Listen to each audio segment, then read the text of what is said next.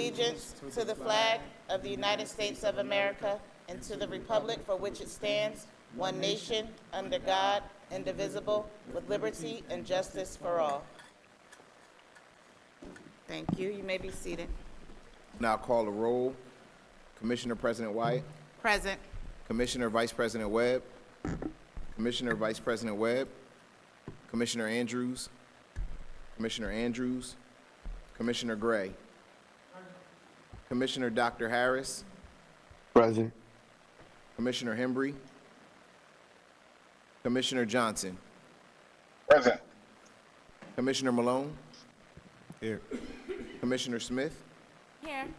Also present with us this evening, we have Mr. Rashawn K. Hassan, Superintendent, Mr. Cameron E. Cox, Chief Financial Officer, Board Secretary, Dr. Elizabeth Philippatos, Chief of Staff, Chief Carletta Jones, Chief of Human Resources, Chief Vashawn L. Hill, Chief of Marketing and Communications, Dr. Danielle Mastro Giovanni, Chief of Equity and School Improvement, Mrs. Khalifa Shabazz, General Counsel, Mr. Jeffrey A. Morton, Assistant Business Administrator, and Ms. Kaylin Marsola, Student Commissioner. Welcome to the business meeting of the Plainfield Board of Education. Members hope that you will find this meeting interesting and informative. We thank you for taking the time out to attend. Please be advised that this and all meetings of the board are open to the media and public, consistent with the Open Public Meetings Act, and that the advance notice required therein has been provided to the Courier News and Tap into Plainfield on Monday, September 15th, 2025, to be advertised on Friday, September 19th, 2025, and also provided to the Plainfield Public Schools District website, the Plainfield City Clerk, Police Department, and Plainfield Public Libraries for posting. Madam President. Thank you, Mr. Cox. Welcome, and thank you for being here at our September business meeting. We are excited to start this new school year. We're glad to have you here with us. Welcome to those of you attending with us virtually. We're glad to have you here in attendance and those here present in person. It's excited to have our students back in school. I hope you're all just excited as I am. This school year will bring more forward movement, growth, and a renewed commitment to excellence. Over the summer, we had many students attend our 21st Century Summer Program. Now, I've shared this with a few staff members who were present, but this is the first time that I will be able to share it publicly since this is our first official board meeting of the school year. The end of the summer exhibit was the best of yet since all of the years that I've been able to attend these end of the summer. Yes, please clap. And all of the years that I was able to attend the end of the summer showcase and exhibit, I was amazed by the talent, intelligence, and creativity of our young scholars. Having them all back now is very exciting, and I look forward to seeing their limitless potential unfold throughout the year. During Labor Day weekend, our board hosted a retreat that was both inspiring and grounding. I am deeply appreciative of the commissioners who dedicated their valuable time to our collective professional development. I am proud of the outcomes of the retreat, which reaffirmed our commitment to effective governance, purposeful collaboration, stronger communication, and building relationships rooted in trust and respect. Most importantly, it reminded us to remain centered in our why, the reason we do this work, as we continue to serve our students and our community. Our administration also held a meaningful retreat. I had the privilege of engaging with them and sharing a message that I hope motivated and inspired them as they prepared to welcome our students and staff back. They didn't get much of a break this summer, but we are grateful for their unwavering dedication. Convocation was a success, highlighted by a powerful performance from our phenomenal band and words of encouragement that set the tone for the school year. In conversations with many of our staff, it is clear that as a district, we are prepared, committed, and ready to support our scholars, even if summer vacation didn't quite feel long enough. And to our teachers, welcome back. You are the heartbeat of our schools, and your role in guiding students toward growth, discovery, and opportunity is invaluable. Your passion, resilience, and creativity set the foundation for everything our students will achieve this year. Our board recently returned from the 2025 CUBE Annual Conference, a powerful gathering of school board members and educational leaders from across the nation. We were accompanied by the superintendent and a few of our administrators. This convening, focused on strategies to meet the evolving challenges of urban education, was a phenomenal conference as always. I am proud to share that Plainfield contributed in a meaningful way yet again. Superintendent Hassan and I presented our breakout session, Strengthening Schools Through Strategic Partnerships a community-centered approach. Our session drew a full audience and was met with overwhelmingly positive feedback, with many attendees calling it not only a highlight in the conference, but the best session of the entire conference. We showcased how Plainfield is moving forward by leveraging partnerships that are student and community-centered, with the goal of cultivating the whole child and preparing our students to grow, thrive, and lead, not just inside, but outside of the classroom as well. Now, the challenge is ensuring that excellence resonates here at home. While criticism may sometimes focus on what we are perceived not to be doing, the truth is that Plainfield is ahead of the curve in many ways, in our programs, our operations, and our commitment to our students. There's always room to grow, but we must also recognize how far we've come and be proud of the standard we continue to set. Tonight, I want to thank our superintendent and his cabinet, our administrators, teachers, support staff, department staff, our IT department, buildings and grounds, security, nursing staff, and of course, our students and families for allowing us the privilege to serve you. And to my fellow board commissioners, thank you for your dedication and leadership. As always, we do have a highlight video, well, a welcome back video, to share tonight. It captures the energy and excitement of this new school year, from our administrative retreat to these first few weeks of classes. Summer may be behind us, but we are stepping into the fall with great momentum, ready to conquer the year ahead. Here's to an awesome school year, one full of purpose, progress, and in pride. And together, we will continue to move Plainfield Public Schools forward. Nick, you can cue up the video.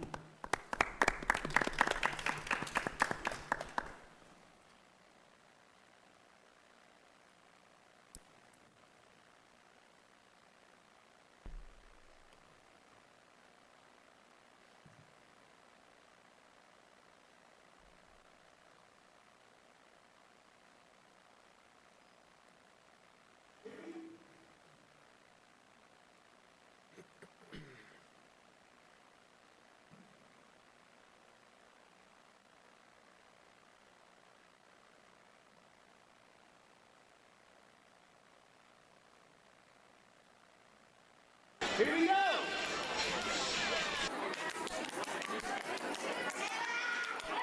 Lungs in the air.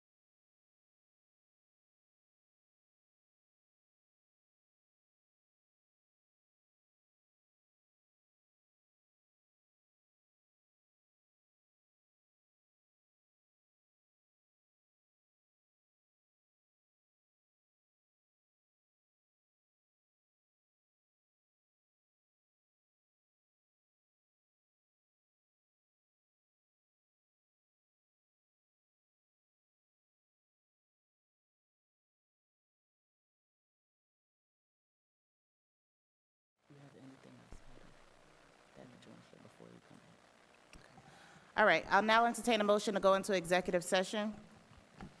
Motion to go into executive session? Do we have a second? Properly moved by Commissioner Vice President Webb and seconded by Commissioner Malone that the board now retire into executive 30 session minutes. for the purposes of discussing personnel and legal for approximately 30 minutes. You've heard the motion. Are you ready for the question? There being none, all in favor? Aye. All opposed have the same right? Motion carried. Again, the board anticipates approximately 30 minutes. Recording stopped.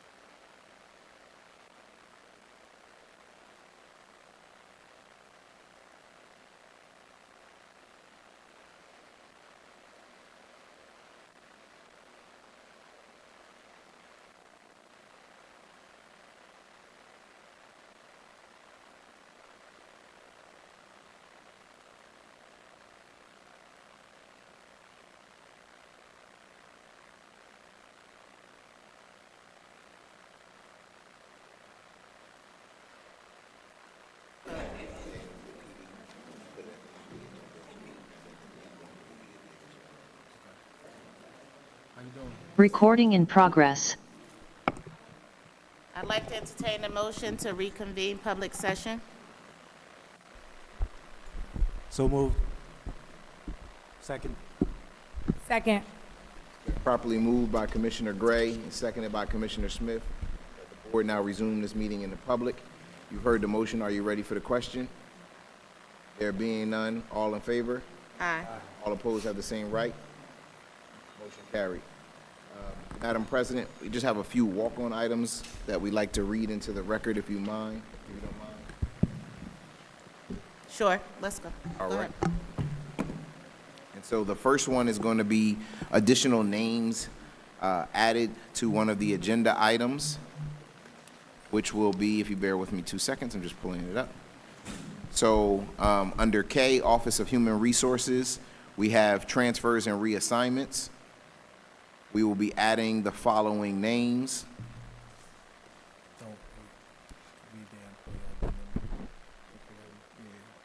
We'll be reading.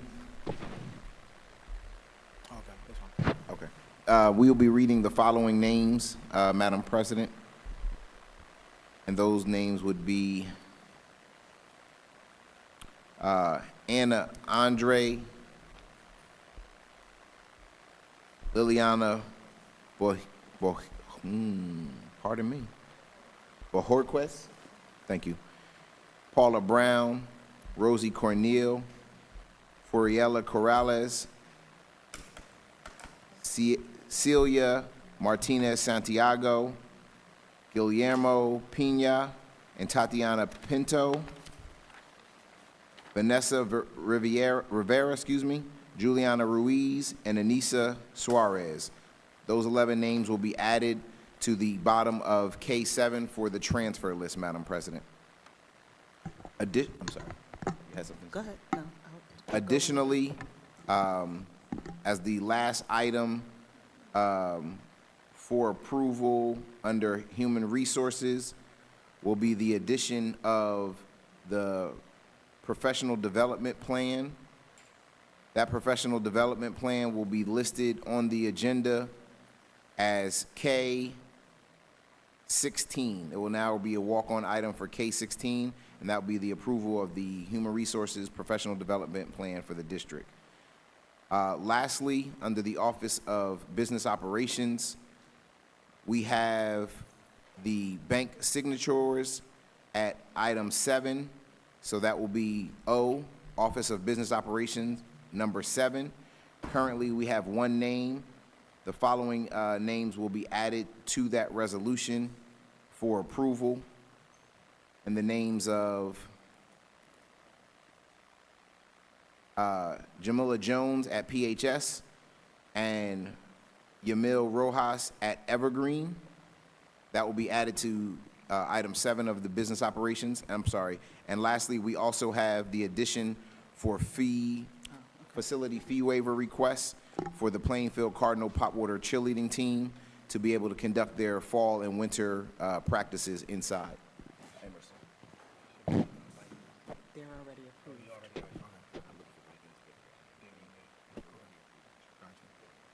So those are the 4 items that I have, Madam President. They'll be reflected shortly on the updated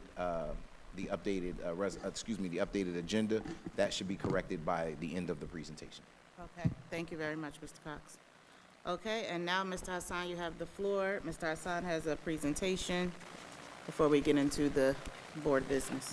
Thank you, Madam President. Tonight, my report centers around 2 major items for our school district. The first is the district's compliance to HIB. That section of the presentation will be delivered by Ms. Denise Shipman. And I will close out our presentation with an update on the district's most recent NJSLA and access testing performance.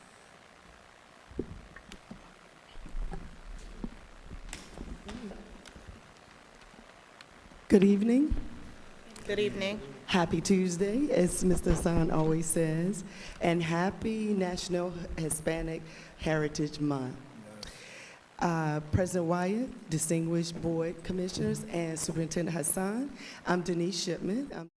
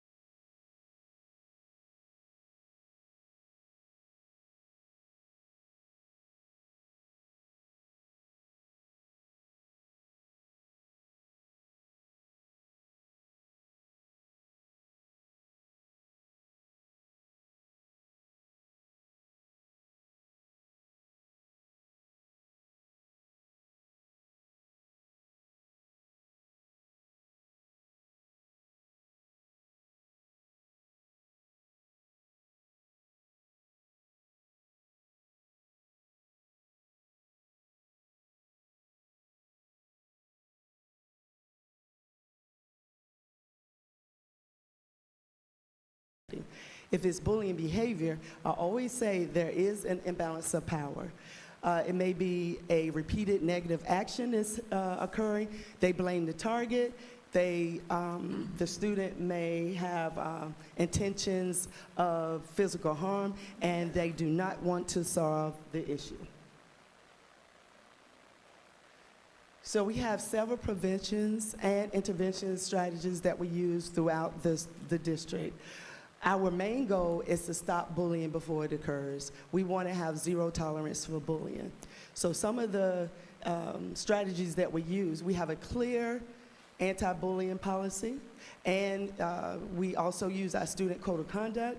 We promote our SEL programs with SALIS and our classroom lessons on empathy, respect, and kindness, restorative practice. That's also in partnership with our school management office. We increase supervision in our hotspots, which is the cafeteria, the playgrounds. We have our anti-bullying campaigns, Week of Respect, which starts October the 7th for the month of October. If you did not know, October is the anti-bullying month for prevention. In addition to that, we are targeting over 900 students in our 7th and 8th graders for October. We are bringing back That's Not Cool play for our Cedarbrook, Hubbard, and Maxon, because we've identified those schools as having some of the highest bullying incidences. And we provide our staff with annual training. Our interventions. For our targeted students, so they say, okay, so a parent may say, well, what happens now? Now that you've identified that it's an HIB, it's a confirmed HIB or non-confirmed. For our targeted students, we ensure confidential reporting. We counsel and provide support services. We develop a safety plan. We engage our families and increase our follow-up. We also have peer support groups and restorative practices, and we monitor their safety to ensure that we don't have any retaliation. For the aggressor, we practice healthy relationship building through our guided conversations. We want our students that just because you've been identified as having this bad behavior, you can recover from that. Counseling and a behavior intervention plan, social skills, supervision and monitoring, parenting conference. We have a tier level of if it's serious, suspension, and other alternative consequences. We have our check-ins, peer mediation, and referrals to community services if needed. For the 24-25 school year, we investigated 61 cases, 38 were confirmed, and 23 were non-confirmed. Our HIB incidents occurred as name-calling, inappropriate touching, cyberbullying, threats and physical acts, insensitivity to diversity, a breakdown of our clusters, 38 for our elementary, K through 8, 31, middle school, 22, high school, 8, and 0 for our outer district. Location of our hotspots, playground, classroom, lunchroom, cafeteria, hallway, home computers, after-school program. Our school self-assessment for this year is a 73. And I think President Wyatt asked this question last year. And most of the time, if you ask a question, I try to write it down so I have the answer for the following school year. But you asked the question, how do we rate with 73? According to the state, 53 to 78 means you met the standard. So anything above a 70, you exceeded the standards for compliance according to the state. So I think that we are in high regard with our ratings for our policies, our compliance, our core elements, as well as our reporting system. As you can see, there are 8 core elements.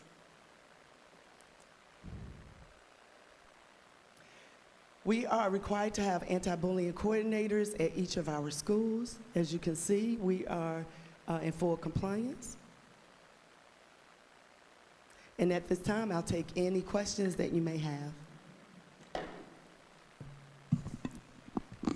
First, I wanted to inform the board that you do have copies of this presentation in the red folder that's in front of you. But do we have any questions from commissioners at this time? on the HIB presentation. Commissioner Gray? Can you do me a huge favor and go back that one slide that has the self-assessment? Right. Is the se- Make sure. no, it was a self-assessment in order With the to grades. get that Did you score. switch yet already? With the grades. 70, yeah, with the grades. Okay. So it was like 78. Remember you was talking about the scores Okay, am I between going the 50 wrong to way? 78. We're going, yeah, keep going, yeah, Yeah. go that way. Yep, right there. Yep. Yes, sir. So what's the methodology for this report? So the Like, how do you- formula how do that you we establish the use, self-assessment? each of our schools have to rate themselves. So they give partially met, exceeded the standard, or met the standard. So it's kind of like a three-tier process.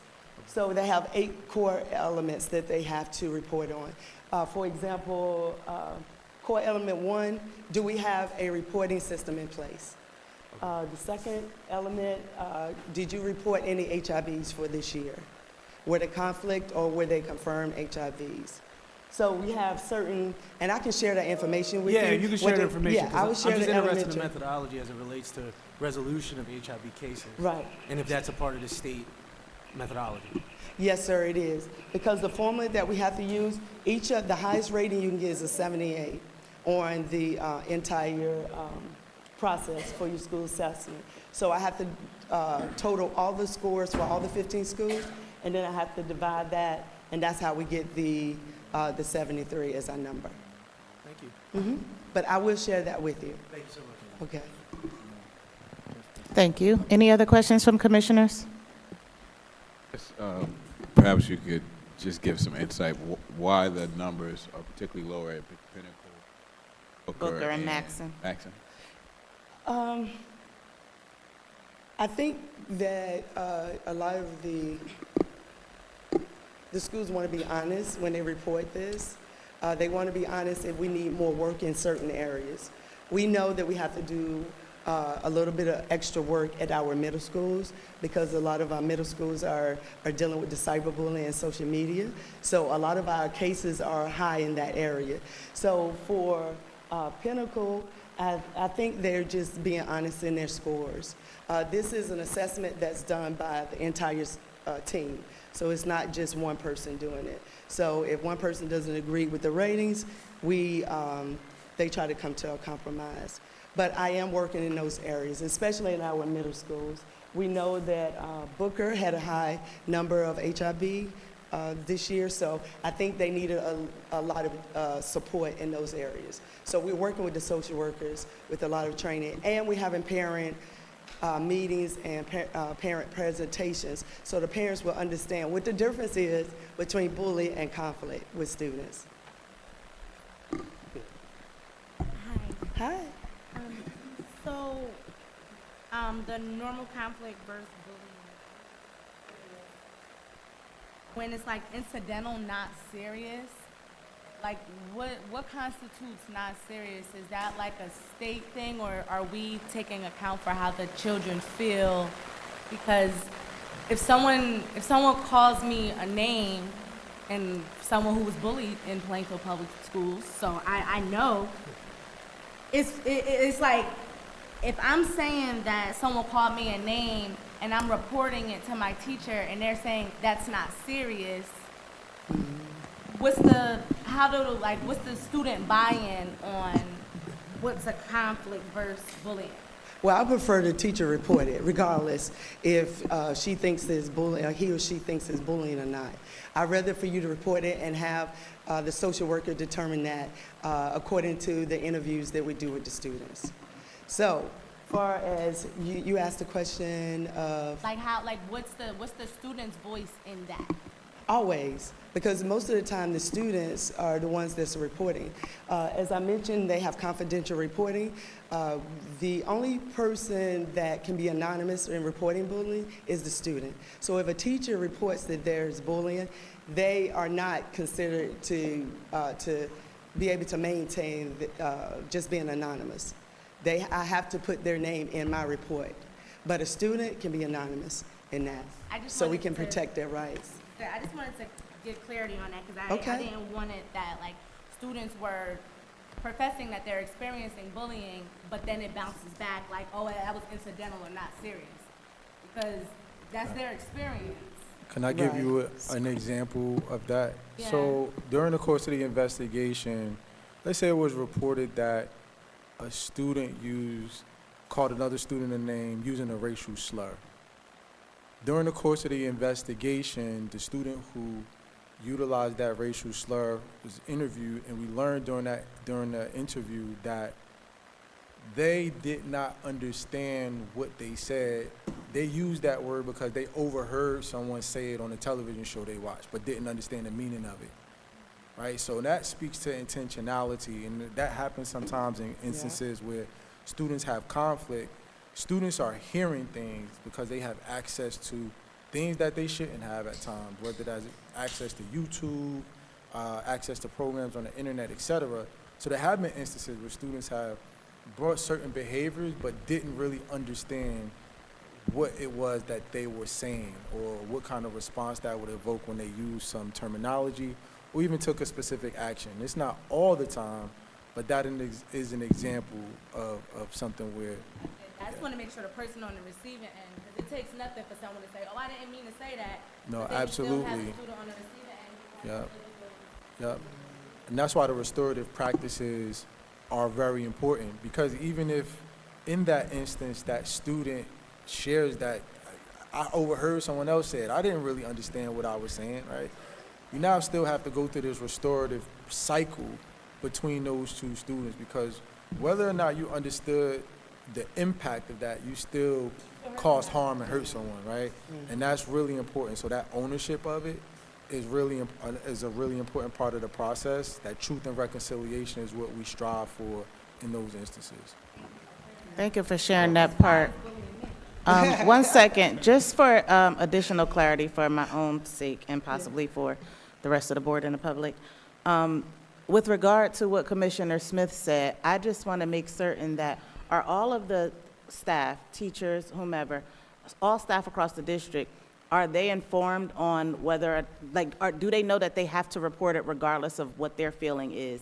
And is that the current practice that we have in place? So the teacher, like she said, the teacher can feel like it might not be that serious based on this accidental versus the non-serious. But do they know that regardless of what their feelings are, they are to report whatever the students are telling them no matter what? Yes. And they report that to, what's the chain of command on that? They report that to the principal or the social worker or the guidance counselor? How does that work? Well, I'll take the approach, whoever you feel like you need to go to, but the protocol is the social worker. And is there documentation involved with that? Yes, we have to do a report. And also, we have what we call the parent caregiver report, which is already posted on the website. It's HIB 338, that the parent can report it anonymously to. They can go to our website, fill out the report, and send it directly to the school, or they can send it to me. Okay, now one more question with that. Does the parent get an incident report? So if I'm a student and I feel like I'm being bullied or somebody says something inappropriate to me, I report it to my teacher. Now my teacher reports it to the appropriate administrator. They document that, but now I go home. Does an incident report go home with me? Is my parent notified? Or does my parent get a phone call or an email stating that your child said that this is what happened to them today? This is how we just following up with you to let you know we're going to investigate this matter. Right, so 1, 2, 10. So on the first day, the act of the HIB, and the act of the incident may occur. Day 2, we have to inform the parents and as well as the administrator. And then at that point, the anti-bullying specialists have 10 days to do the report. They do have what we call predetermination. They can determine if it's a conflict or do we need to push this as a confirmed HIB. Parents are notified if they're in advance that we're doing an investigation by the administrator. And I know sometimes our social workers have reached out to our parents to inform them that we're doing an investigation. At the end of the investigation, they receive a letter of the outcome of the investigation, and that can be confirmed or not confirmed. But we will certainly always take our students through counseling, supportive peer support group, And we do have some administrative actions that are approved by the principal of the building. Last answer your question, is question? that time frame? I see you, Commissioner Gray. Is that time frame a state mandated requirement? Because, oh, okay, because my concern therein lies, if I'm a student, or forget that, I'm a parent of students in the district. If my child has an incident that they report and believe it's bullying, and let's say that my child doesn't come home and tell me, so now I'm not aware because I have to, the protocol is that you wait until the next day to let me know. But now my child comes home, they're feeling down, I'm trying to figure out what's going on, I'm trying to talk to my kid, come to find out a day or a week or a month later, when I get a call or when I get a letter stating that there's a case being investigated, I don't know that in real time, so I'm not aware that day. So is it us who make that determination, or is that the state that says the incident occurs today, you inform the parent tomorrow? That's the state mandate. Yes, that's the state mandate. Commissioner Gray? So can you go back to that slide? I love that slide that you have with the scores. Oh, the score? Okay. Yeah, No problem. go back to that slide. Okay, make sure. Because I'm I think on one the of right my fellow commissioners pointed out Booker, and I just wanted to get to, because as a board Okay. member, I think my role here is to address systemic Okay, issues no problem. that may be just in the state is not basically calculating it correctly. But like Booker, for example, Booker is a self-contained school. So I'm just interested how HIB cases are being looked at a self-contained school if we're a state that practices inclusion, right? And that, the Inclusion 2025 project is what I'm thinking of specifically. Then why is it that we're looking harshly at self-contained schools like Booker when in regards to HIB policy? Well, I'm not sure we're looking harshly at any other schools. I'm just going by compliance by what the state says. Okay. And the state says that they have certain criteria that at any situation, that if a kid that is self-contained or special needs or anything is being harassed or bullied, then we have to protect that child. So maybe it might be helpful just to get a breakdown of more Oh, I can different do that. categories so I can understand whether or not, for example, Booker, and I'm very sensitive to, for example, especially We'll these follow up. populations. We'll Yeah. provide that. Yes, I can make sure that. Mr. Gray. Do you want it for would you like to see the entire, Just a the breakdown entire from, like, focus all or of just them. one school? Like, I think this is amazing work, by the way. Like, I'm glad you all are like focusing on it and it's Okay. metric driven like this. This is amazing. I just want to get a better understanding of how like I can play my part as not only just a commissioner but also as a Yes, sir. parent that sees their kid. You got it. I can make sure I get you that information. Thank you so much. You're welcome.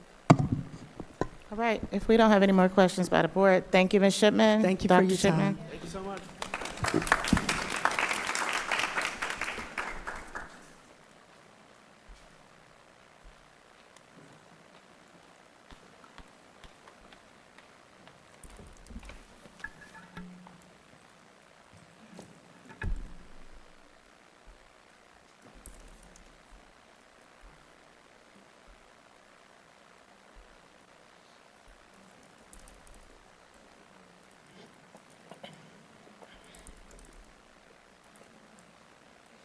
It's not even working, it's crazy.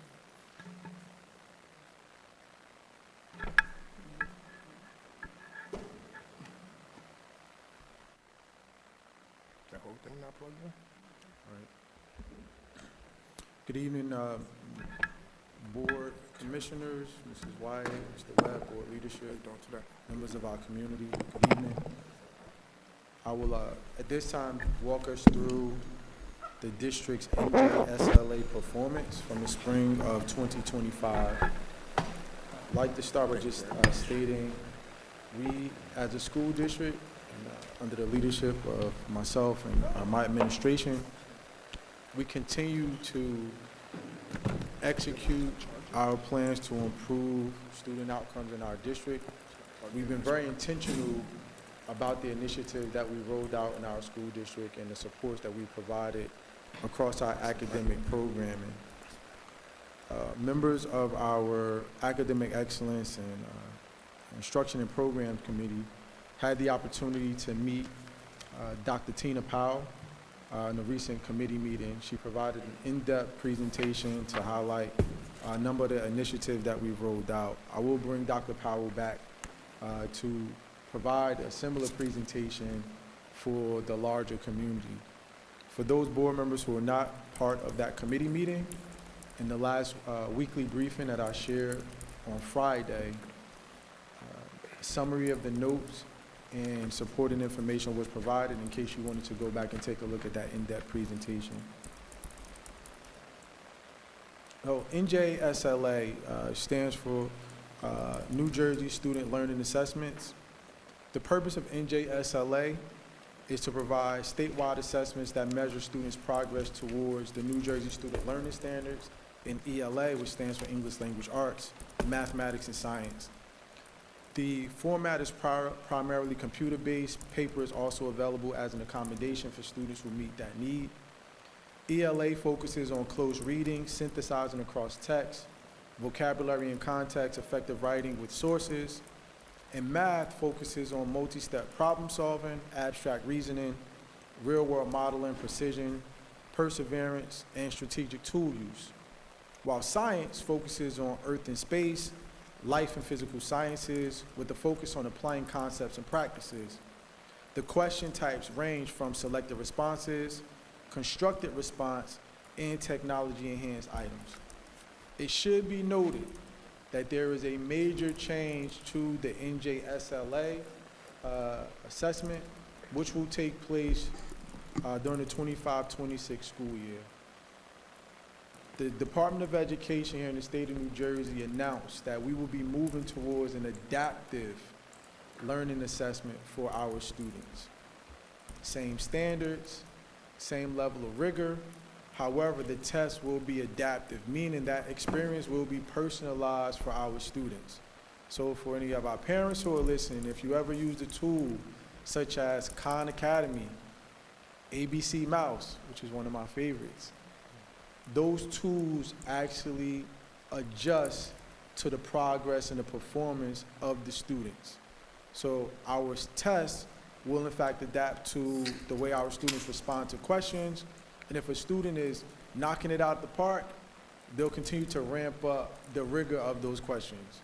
However, if a student is missing the mark, the rigor of those questions might be shifted to meet the student where they are, so that that student can have a more personalized experience. We are gearing up for the fall field testing cycle. All school districts in the state of New Jersey are required to participate in field testing. We are excited, to participate, to get a crack at it, see what that test experience is like for our students, and we'll continue to provide updates to the board. So looking at the district's performance over the course of 5 years, we have the following proficiency rates across our district going back to the 2021 school year, in which the Start Strong test was administered. In the content area of ELA, we've seen our performance increase from 22% to 24%. And in the area of math, we've improved our proficiency rates from 5% to 17%. What will be shown is that we've had consistent growth in the area of math over the course of the last 5 years. And these results, although they are not where we want to be as a school district, they are in fact the highest percentages as it relates to district proficiency that we've seen over a 5-year period. Here's a different look at our proficiency rates over the course of the last 5 years in the area of ELA. You can see in grade 3, we did not have results in 2021.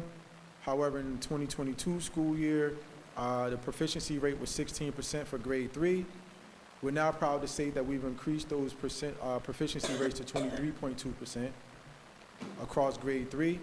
Across grade 4, we've seen that proficiency rate increase from 10% to 22%. Across grade 5, increased from 21% to 25.8%.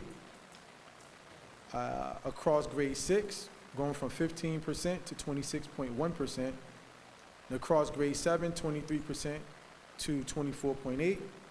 And across grade 8, 20% to 23.8%.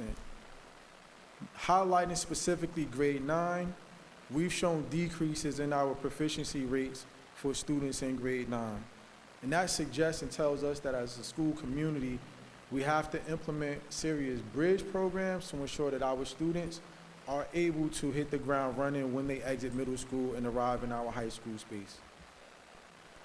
Our 5-year comparison of our NJSLA ELA proficiency highlights the following. Across grade 3, proficiency shows an upward trend, and we believe this is helping us set a strong foundation for continued growth. We also believe that the results that we are seeing in grade 3 is a direct result of our intentionality to focus on early childhood education. We've implemented a number of initiatives across our pre-K space over the last few years, some of which were seen to be very controversial for some. We continue to be a school district that is innovative, proactive, and we're going to seek every opportunity that's available to us to help enhance our student performance and their outcome. So in the pre-K space, we were one of the first school districts to raise our hand and say, you know what, Department of Education, allow us to pilot the new curriculum that you've made available across the state of New Jersey. While others waited, we stepped out there and boldly took that opportunity. We were also one of the first school districts to re-examine our commitment to phonics in that early childhood space, and we've implemented great tools such as foundations to help support us. Across grade 4, our ELA proficiency has increased, demonstrating significant progress in our core literacy skills. And in grade 5, with the 26% proficiency, the highest amongst our tested grades, our students in grade 5 continue to set the pace for upper elementary literacy achievement. We also show positive trajectory across our elementary grades. Every grade level from grades 3 through 5 has shown improvement, underscoring the district's progress in building stronger ELA outcomes across the elementary level. And while we're focusing on ELA as a specific content, we would not show the gains and the improvement that we've been able to show without the cross-collaboration and our cross-functional efforts to ensure that we're uplifting ELA and other content areas such as social studies and science. Our 5-year comparison, again, of NJSLA ELA proficiency amongst our secondary schools show the following. Our students in 6th grade, their proficiency rose to 26% over the course of 5 years, the highest level for this grade across those years, reflecting a strong early middle school literacy growth. As it relates to our students in 7th grade, those students are holding steady, have been holding steady for several years. Proficiency has improved in 2025, signaling a renewed upward momentum in this grade span. Students in grade 8 rebounded to 24% in 2025, showing progress at this key transition to high school. And our students in 9th grade, as I stated before, their proficiency has dropped. Right now, sad to say that we're at the lowest point in 5 years, underscoring the need for more targeted supports as students enter high school. It should also be noted that this grade 9 is also one of the major entry points for new students coming into our school district. And as a school district that has more than 40% of our student population being categorized as multilingual learners, a significant portion of 9th grade students are entering our school district as newcomers, some being introduced to the English language for the first time. Overall, our secondary trends show that across grades 6 through 8, we have positive gains into the mid 20% range, while 9th grade results highlight a critical area for interventions. Here's our 3-year comparison showing the district versus the state of New Jersey. And you can see as we've made our incremental progress, I'm happy to say that as we've looked at our progress in comparison to the state over the last 2 school years, it shows that our incremental growth is actually outpacing the state's growth in some instances, which means that over time and with consistency and a continued investment, we will soon be at a point where we'll be more comparable to what we see across the state of New Jersey. And I want to remind us all that these things, they do not happen overnight. You think about the foundational changes and investments that we've been making over the course of the last few years, some districts don't start to experience the change in the growth that we've seen consistently across grade spans until year 7 of a major turnaround of any school district.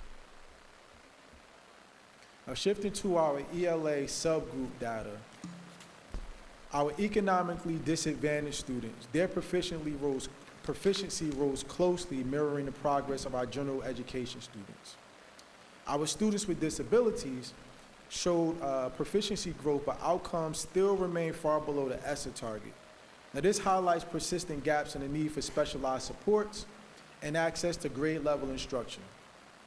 As it relates to our multilingual learners, proficiency increased slightly, but still remains far from the ESSA target. This subgroup continues to be among the lowest performing, underscoring the urgency of expanding bilingual and ESL services and scaffolding supports. As the board is aware, we did seek approval from the Department of Education for a waiver for our bilingual program, and as a result, we're implementing bilingual resource support in the form of push-in supports for mathematics. We're also providing high-intensity ESL services to our students, along with our newcomer academy. This past summer was the first time that an extended school year program was offered specifically for multilingual learners. We will continue to provide that as a summer initiative, along with extended day opportunities for students to take advantage of at the end of their school day and also during Saturdays. Now, what are the system-wide implications?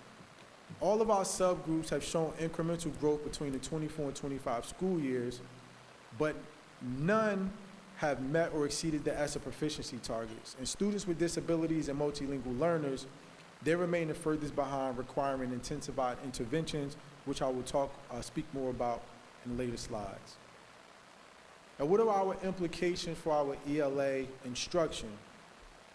Across grades 3 to 5, we are adding additional supports for our students with the addition of foundations, which I mentioned earlier, in Hegarty.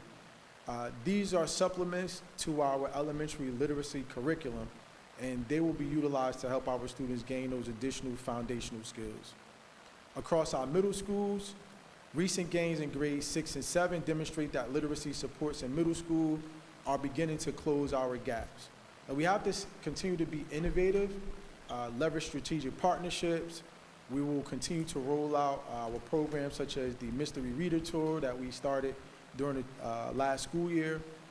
And as we move on to high school, again, highlighting where our concerns are, without strengthened interventions, students risk entering high school without the literacy skills that are necessary for their advanced coursework and graduation readiness. This is very important for us. Overall, multilingual students account for a large percentage of our overall district proficiency, and we've known that if we are able to help support our multilingual learners, who, in my opinion, are no longer a subgroup in our school district, they're almost 50% of our overall student population. That student population has to be supported and has to make the gains necessary in order for us as a school district to achieve our targets. Now, here's a comparison over the last 5 years of our NJSLA math proficiency across all of our grade levels. You'll see that there's been, again, continued growth. In those middle years, we seem to be a little stagnant. However, we again show our greatest gains across each of these grade spans. Our greatest levels of proficiency have been realized in our NJSLA results from the spring of 2025. We think about our 5-year comparison, looking at the performance of our students in grade 3. Their proficiency climbed to the highest level in the past 5 years, showing strong gains in early numeracy and problem solving. In grades 4, after lagging in earlier years, with proficiencies being as low as 9%, our 4th grade students more than doubled their proficiency rates from the lowest point, reflecting meaningful progress. In grade 5, proficiency increased from earlier years, indicating consistent improvement. Overall, in elementary math growth, by 2025, all 3 grade levels demonstrated gains. However, proficiency declines as the grade levels go up, which underscores the need for targeted small group instruction and interventions at the upper elementary levels to sustain growth and, in fact, prepare our students for their transition into middle and high schools. And our expectation is that as students grow and they shift and they move on with their cohorts, we expect our students to retain the growth that they made in prior school years.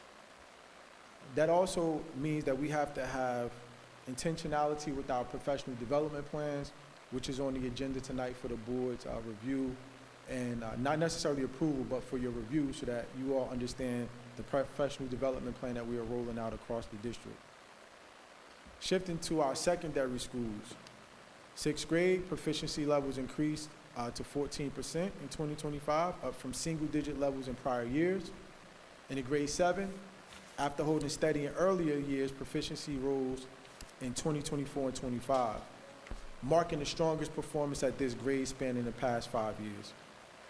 Across grade 8, proficiency improved to 10% in 2025, after showing previous dips which were as low as 4%, signaling our renewed progress for our students at this grade level.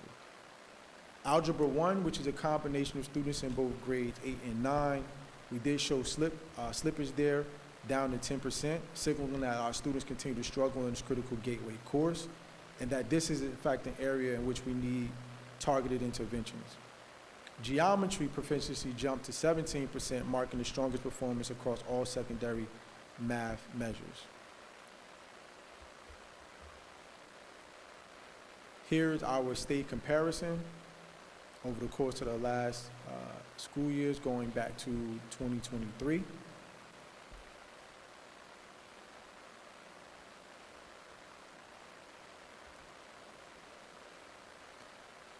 Now, taking a look at our NJSLA math subgroup data, our students who are classified as economically disadvantaged, their proficiency rose closely, tracking the progress of our general education students.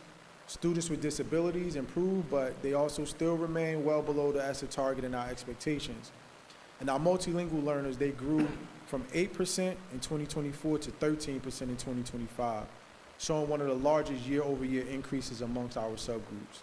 However, still shy of the target, it does in fact signal the need for stronger math language supports and sheltered instruction in all of our content areas. System-wide implications. While all subgroups grew in math proficiency, none of our subgroups met their ESSA targets, but the greatest relative progress came from our multilingual learners, while the largest gaps remain for our students with disabilities. Our implications for our math. Across elementary school, gains of proficiency highlight that foundational math skills are in fact strengthening. We have to make a concerted effort to continue to invest in high-quality programs and additional supports for students. Across middle school, proficiency rates improved modestly, but they remain in the low to mid-teens, and persistent gaps must be addressed through stronger interventions and cross-grade support in fractions, algebra readiness, and mathematical reasoning. Our high school gateway courses for Algebra 1 and Geometry, they remain below the state performance, signaling that students are not entering advanced math courses on par with their peers statewide. And this suggests that targeted supports for the transition from middle school to Algebra 1 remains a challenge. Overall, multilingual learners again account for 40+% of our overall district proficiency. They will no longer be a subgroup 3 years from now. Our multilingual learners will in fact be the majority of our student population. So what I'm saying to us all here today is that our solution to improving our student outcomes and seeing that exponential growth we're looking for, it truly lies in our ability to uplift our population of multilingual learners here in our school community, and also our students with disabilities. Again, another look at our ESSA targets.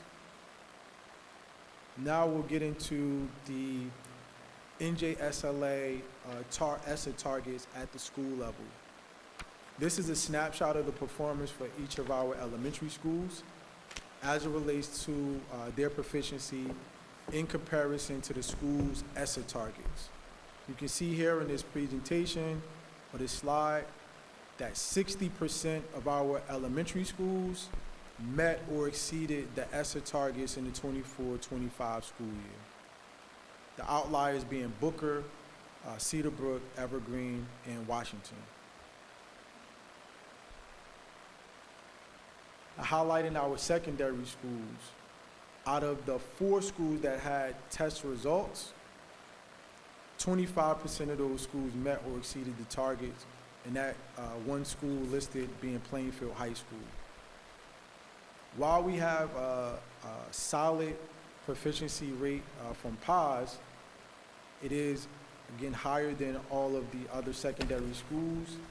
It is still below the school's ESSA target that was slated for the 24-25 school year. Moving on to math, looking across our elementary schools, 40% of our elementary schools met or exceeded the ESSA target for mathematics in the 24-25 school year. And moving on to our secondary schools, 25% of those schools with test results surpassed, exceeded, or met the ESSA targets for math. And that school is Hubbard.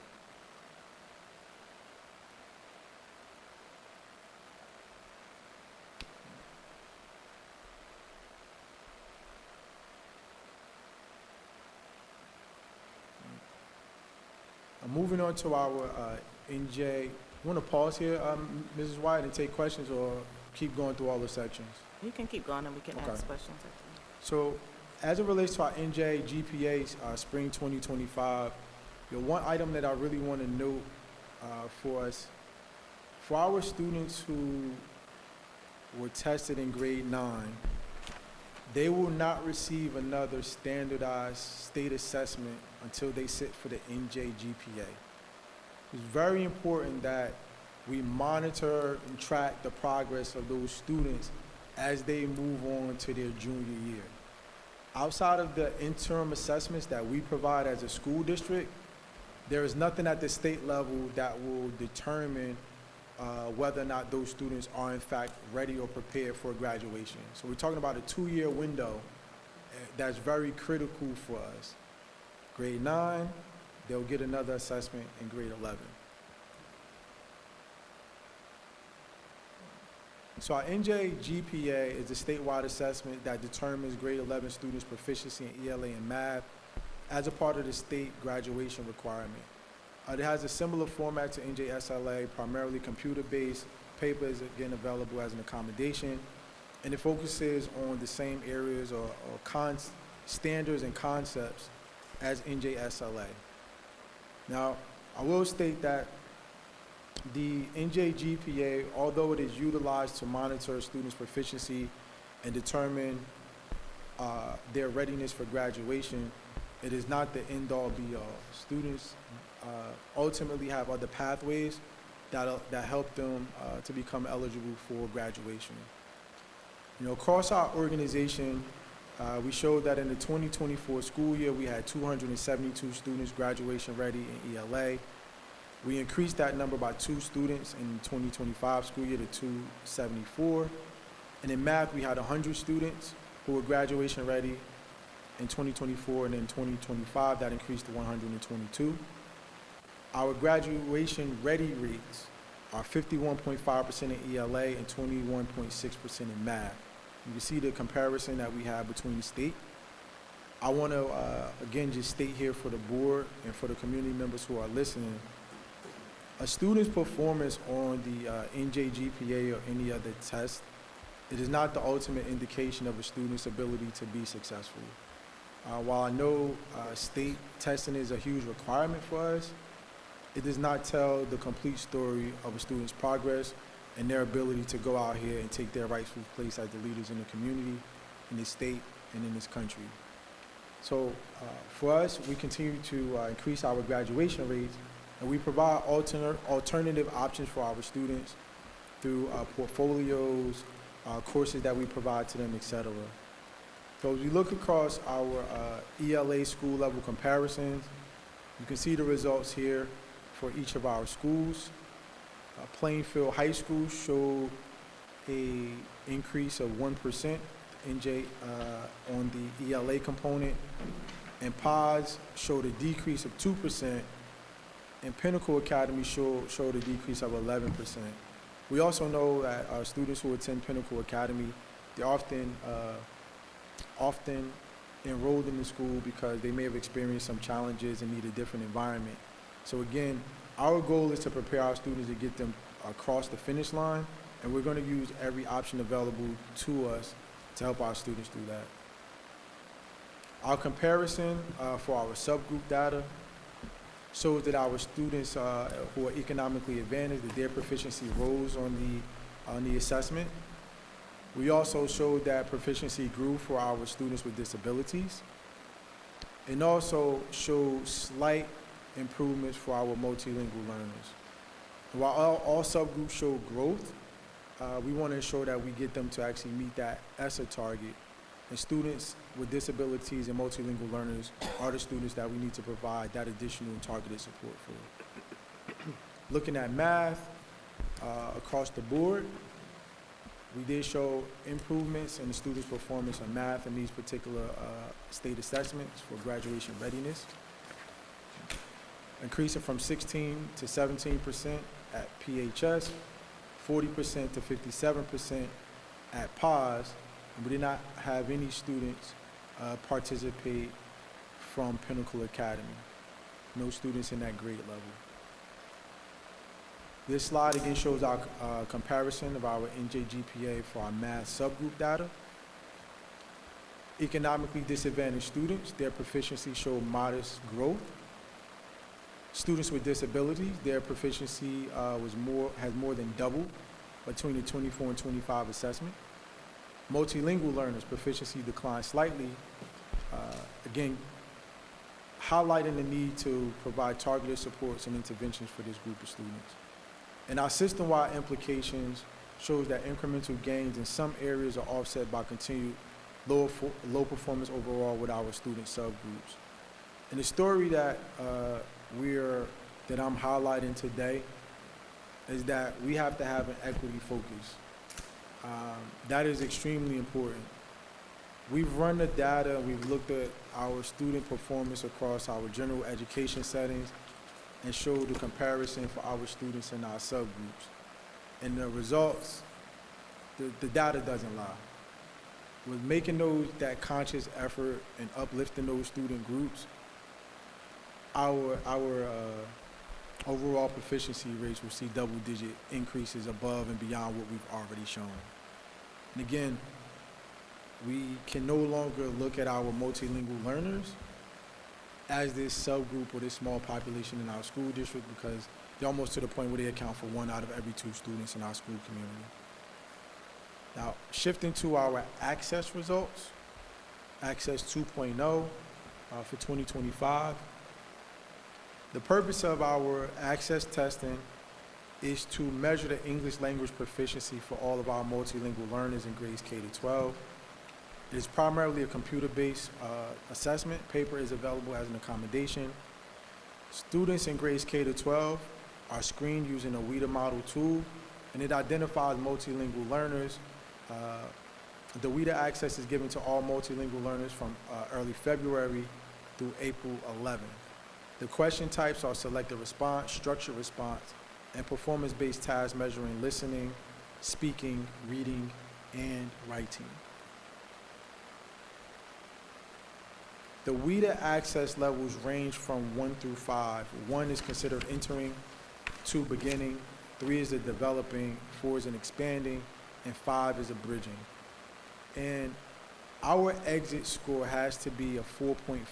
So for any student that's receiving bilingual services, say multilingual services from our school district, we have to help that student hit that 4.5 mark so that they can be placed into our general education programming. Now, I will tell you, our data shows us that we have some students who are in our bilingual programs more than 5 years and haven't exited the program. Now, we also know from our rounding conversations with some students that they've shared with us that in some instances, they know that passing the access test means that they will no longer be in that environment where they are only with those who speak their native language. And some students have told us that they intentionally sabotage and fail the test. All right? That's something that we have to deal with and we have to support our students with. But I think on a grand scale, as we've taken a deep look at our bilingual programs in our school district, one unintended consequence has been a segregated school community. I think that there are some board members who've attested to their personal experience in prior years. So when we talk about being a more inclusive school community, it's not just about like the label that we place outside of a classroom door, or what we title a particular training or initiative. It's really about taking a close look at all of our academic programs and making sure that we are not unintentionally creating circumstances where, let's say, it becomes advantageous for me to raise my hand and say, you know what, I want to stay in this segregated environment. That doesn't allow us to grow as a school community, and it doesn't help us set our students up for success. Now on this slide, you will see that going across from 2021 to our 2025 testing cycle, that our students who were rated entering, that is highlighted in on the blue bar graph, we've seen a decrease, and we've actually shown our largest decrease from the 24 to 25 school year of students who are actually in that range. We go back to the 2022 school year, almost 50% of our multilingual learners were at that entering level, which is basic proficiency, maybe newcomers being introduced to the English language for the first time.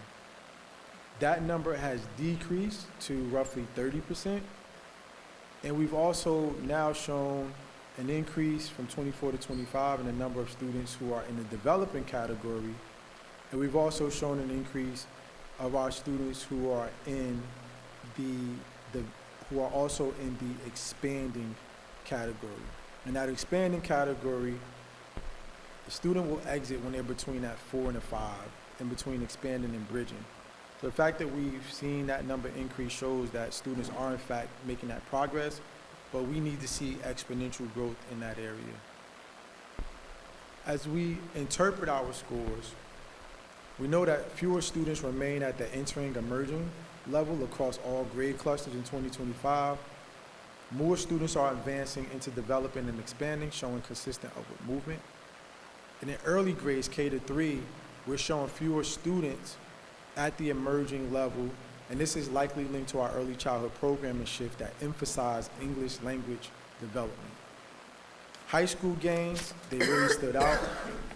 Entering level that dropped from 55% in 2023 to 38% in 2025, while our expanding category nearly doubled from 18% to 28%, showing a 10% gain in that time frame.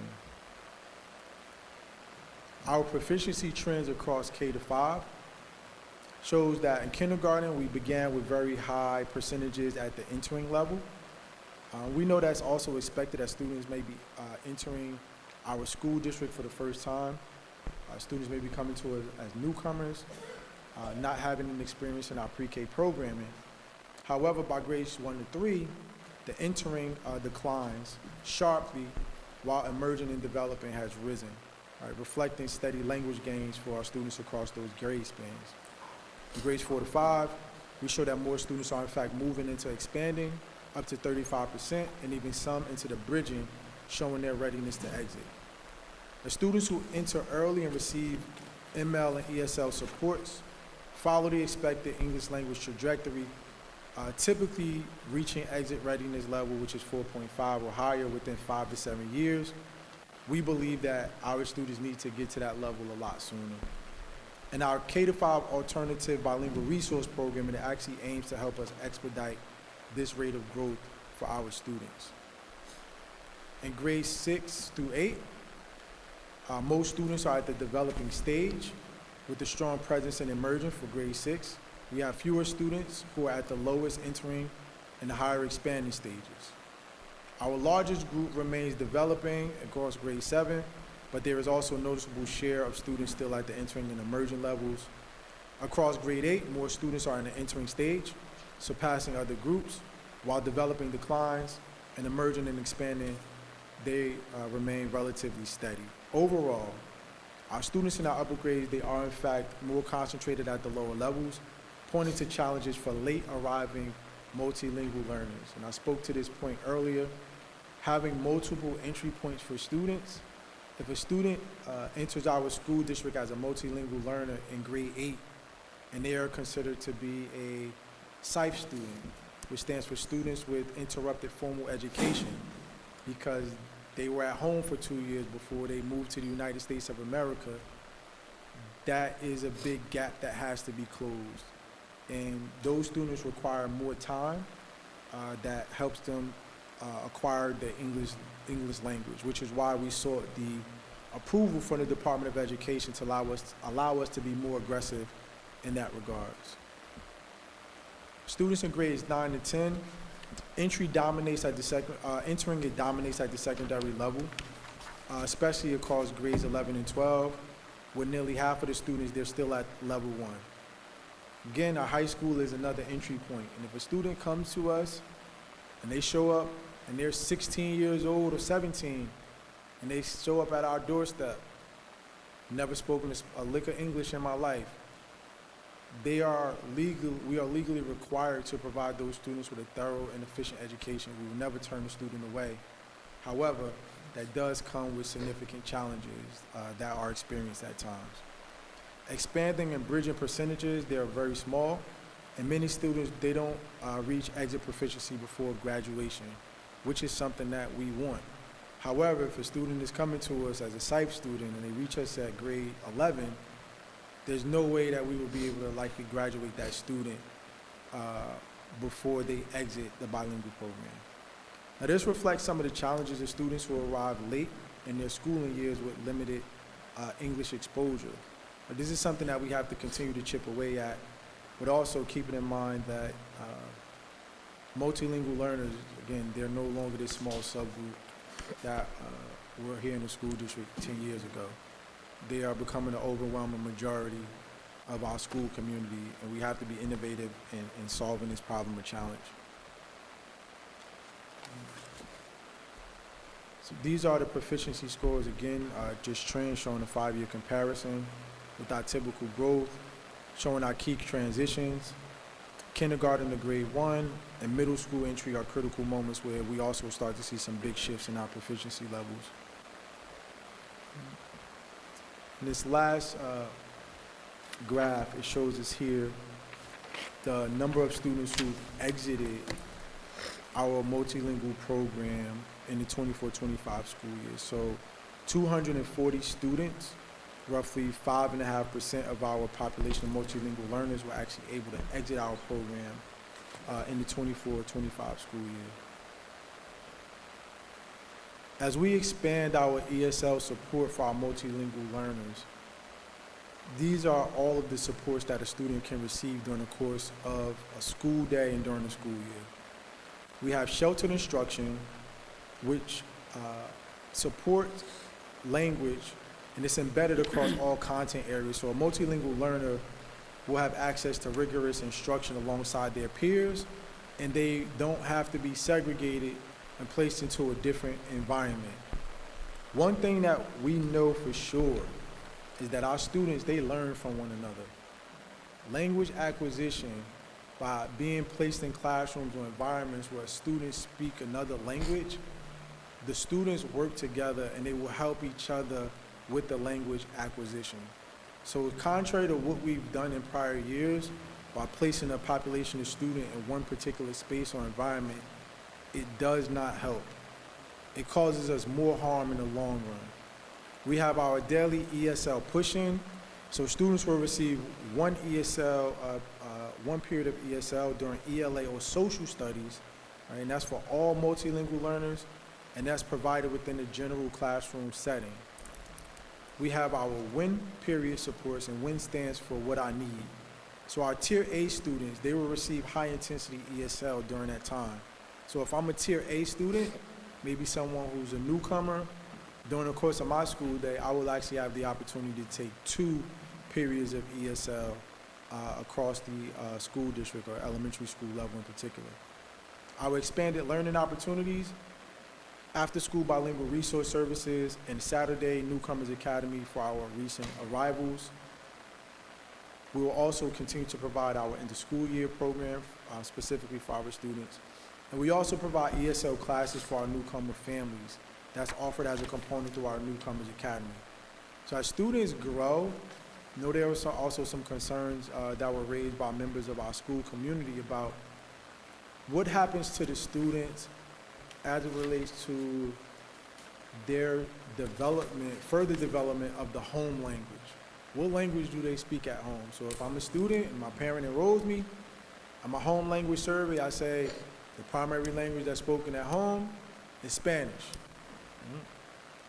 A student gets placed into our multilingual program, we are required to also provide and offer those services to the family. Why? We can't have students growing in this direction and their parents moving in that direction.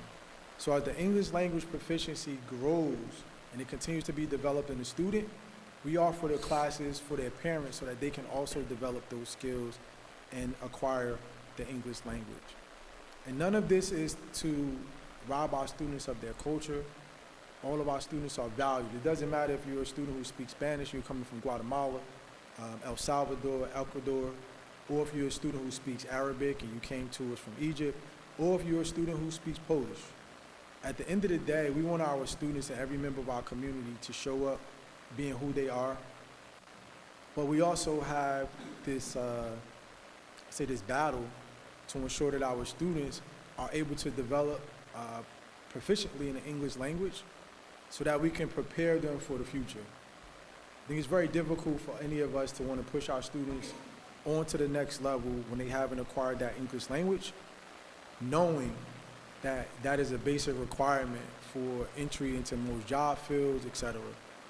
So we know that we have work to do, and again, we're proud to have received the support from the Department of Education with our bilingual resource program. Now, moving on to our special education audit and update. We did share with the board that we weren't asked to conduct a special education audit. However, we thought it was prudent for us to engage in an audit with an outside agency that the board approved during last school year. That agency came in and did a random sampling, I believe, of 80 IEPs for students in our school district. And we have received information and findings from that report. We are aggressively moving forward to make the appropriate changes. The first is creating and implementing SMART IEPs. And what does that mean? Developing IEPs that have SMART goals for our students, right? Goals that are SMART, are specific, measurable, attainable, realistic, and timely. Now the challenge, our era as a school district has simply been this. In developing IEPs for students, they have been standards-based. And that is not the appropriate framework that we should be using when developing an IEP for a student. We should be developing goals in students' IEPs that specifically speak to the skills that the students need to develop. Now, if we think about that and put ourselves into the shoes of a parent, if I've developed an IEP that lists student learning standards as opposed to skills or competencies, most parents are not educators, don't work in school districts, probably have no idea, and I'm not saying this in an offensive way, but they probably couldn't unpack a New Jersey student learning standard, right? Because they haven't been trained on that. So imagine that parent showing up and having a conversation with the child study team. They're talking about the progress of their student, and the teacher is referencing learning standards. But the parent is looking for a comprehensive understanding of skills and competencies that they can see being developed in their child, right? Am I seeing this from my child when my child is at home? Maybe one of those skills or competencies was improving the student's independence, as an example. Am I seeing my child show up like this when they're home? That makes for a much better conversation between our school community and our parents, who have to be partners in the work. We've also making a conscious effort with targeted professional development on identified areas and going deeper on our data conversations for improved connections. School districts are very complex organizations. While there are various departments, divisions, offices, etc., I can't think of one office or division that could make a change for our school district and not impact another area of the organization.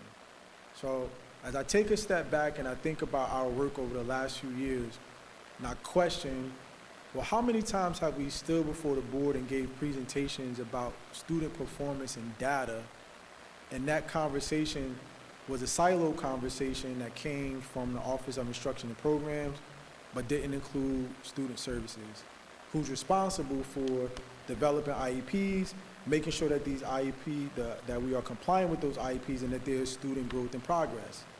So when we talk about the targeted professional development, a special education teacher has to not only be armed with the tools to support the students in their classroom as it relates to their disabilities, they also need to be proficient in delivering high-quality instruction across the core content areas as well.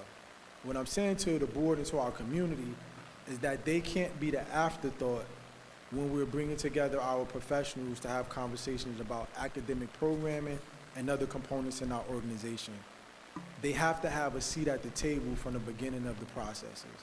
When we're talking about bringing on a new curriculum, our team members who work in special services, they have to be consulted on that curriculum adoption before anybody moves forward with that, because they have a stake in that just as much as anybody else does. Right. So creating and implementing our SMART IEP goals, we're going to start with developing a SMART IEP goal. The training has already is underway. We're going to align the goals with services to ensure that there's clear ownership, right? So as we talk about the goals that are established, now we need to know, well, what service is going to be provided to this student to help them meet this goal or this target. We're going to convert our IEP goals into daily lesson objectives, which will be housed in Genesis, which is our student information system. We'll identify 3 skills gaps and 2 strengths, right, in the IEP plans. We will utilize shared Teams channels for auto-link templates to embed instructional strategies. That ensures greater communication across our various team members and our divisions.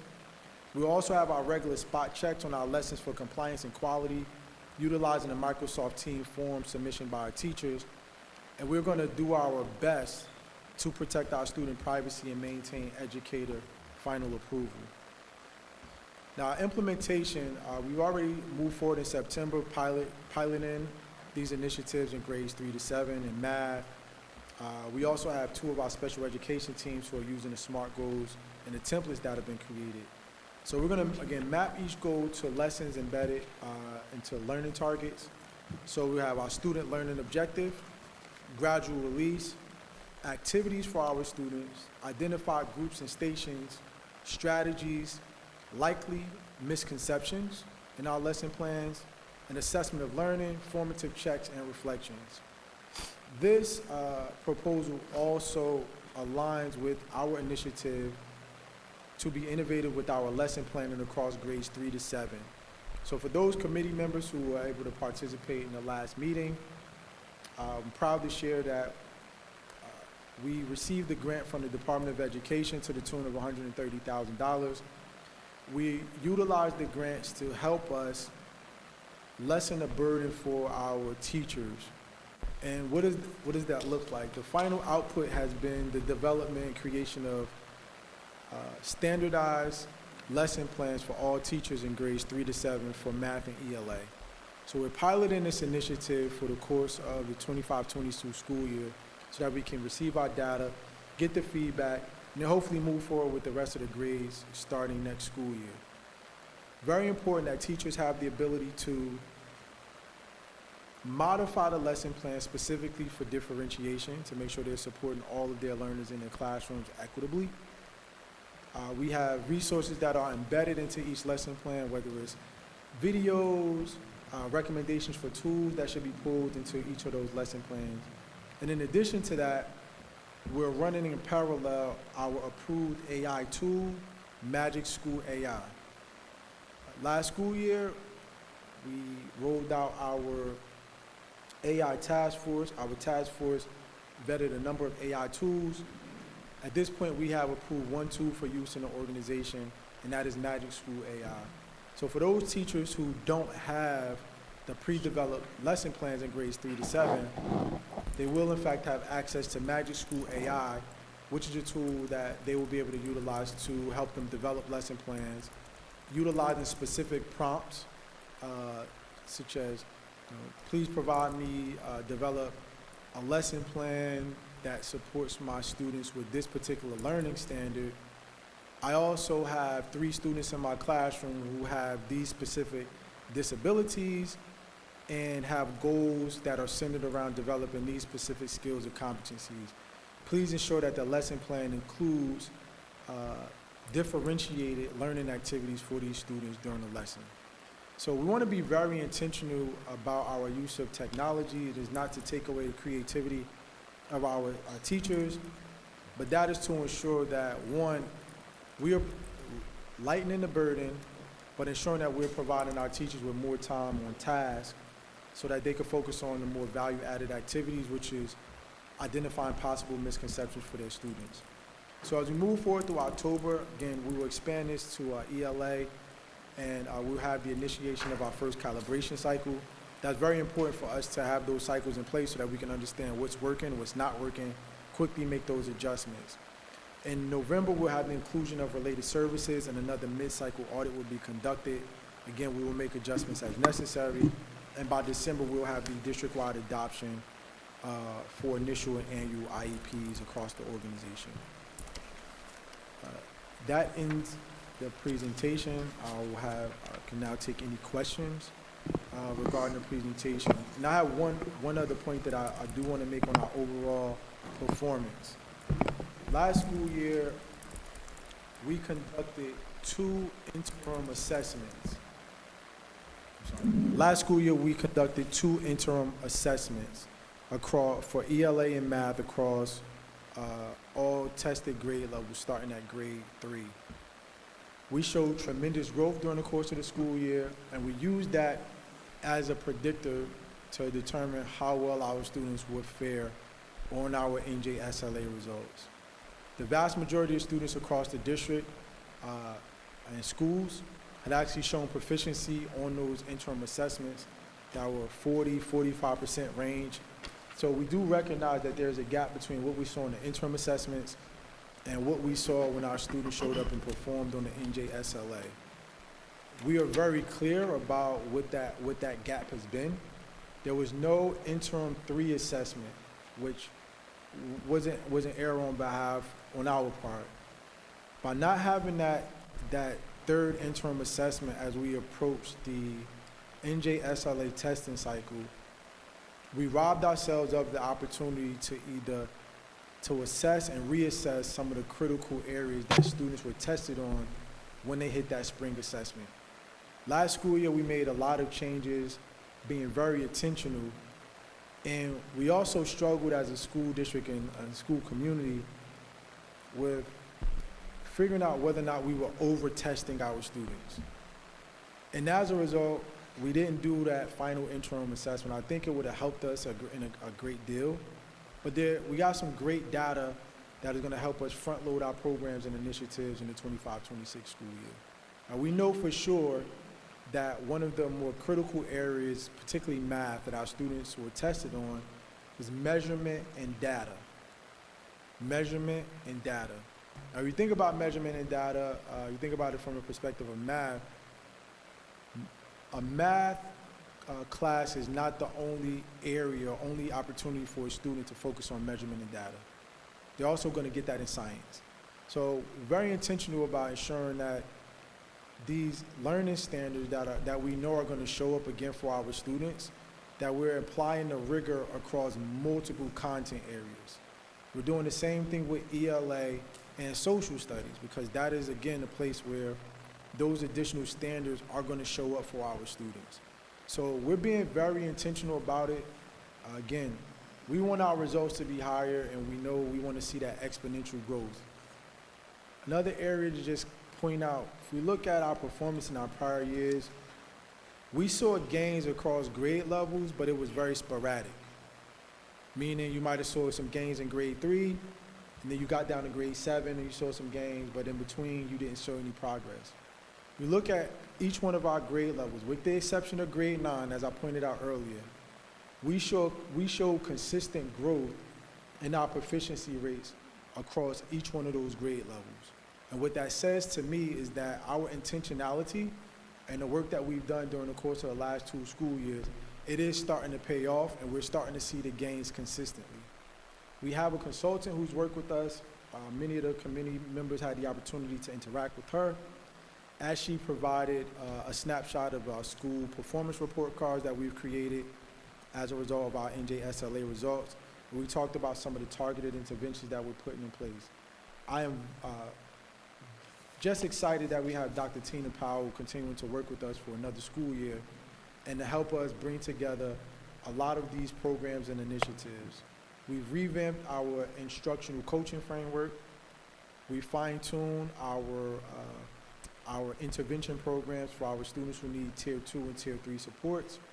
We've realigned our curriculum maps again, and she's also helped support us with the development of those standardized lesson plans for grades 3 and 7, and I'm excited about what this current school year brings. So again, I will take any questions that commissioners have at this time. Commissioner Vice President Webb had a question, and then we'll go to the next commissioner. Thank you. Thank you, Madam President. Thank you, Mr. Hassan, for your thorough presentation. Is there you said that you plan to front end some other items to, I guess, make up for the third assessment that we didn't do last year. Does that include that third assessment as well? Yeah, so the third assessment, it has been scheduled, and now I'm more than happy to share as a follow-up with the board our assessment calendar for the current school year. Mm-hmm. So we do have those 3 assessments that are in place. They will take place in the following months: November, February, and April.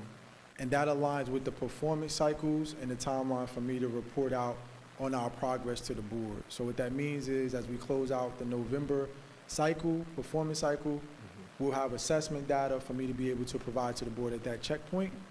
You'll also receive it in February or shortly thereafter, and then again in April. And at that time, we should have a very good indication of how our students are going to pair up.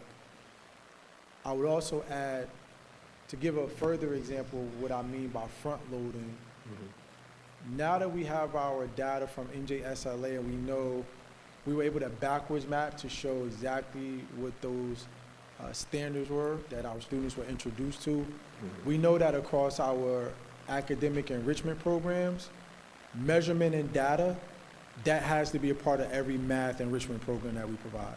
So if a student is showing up for after-school program for math, it has to have measurement and data in it. And we want to be that specific, not allowing for any variations or deviation from the need that our students have for measurement and data as one of those focal areas. And we should see that across our STEM program.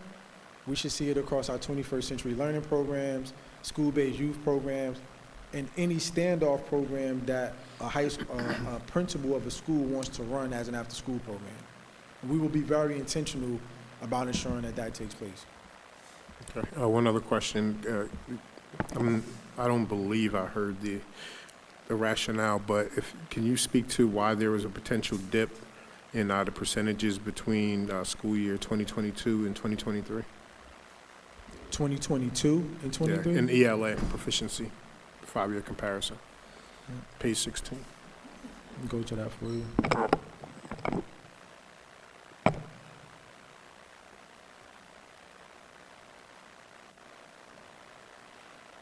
And so I believe grade 5 is where we saw some dips, but it looks like it's across other grade levels as well.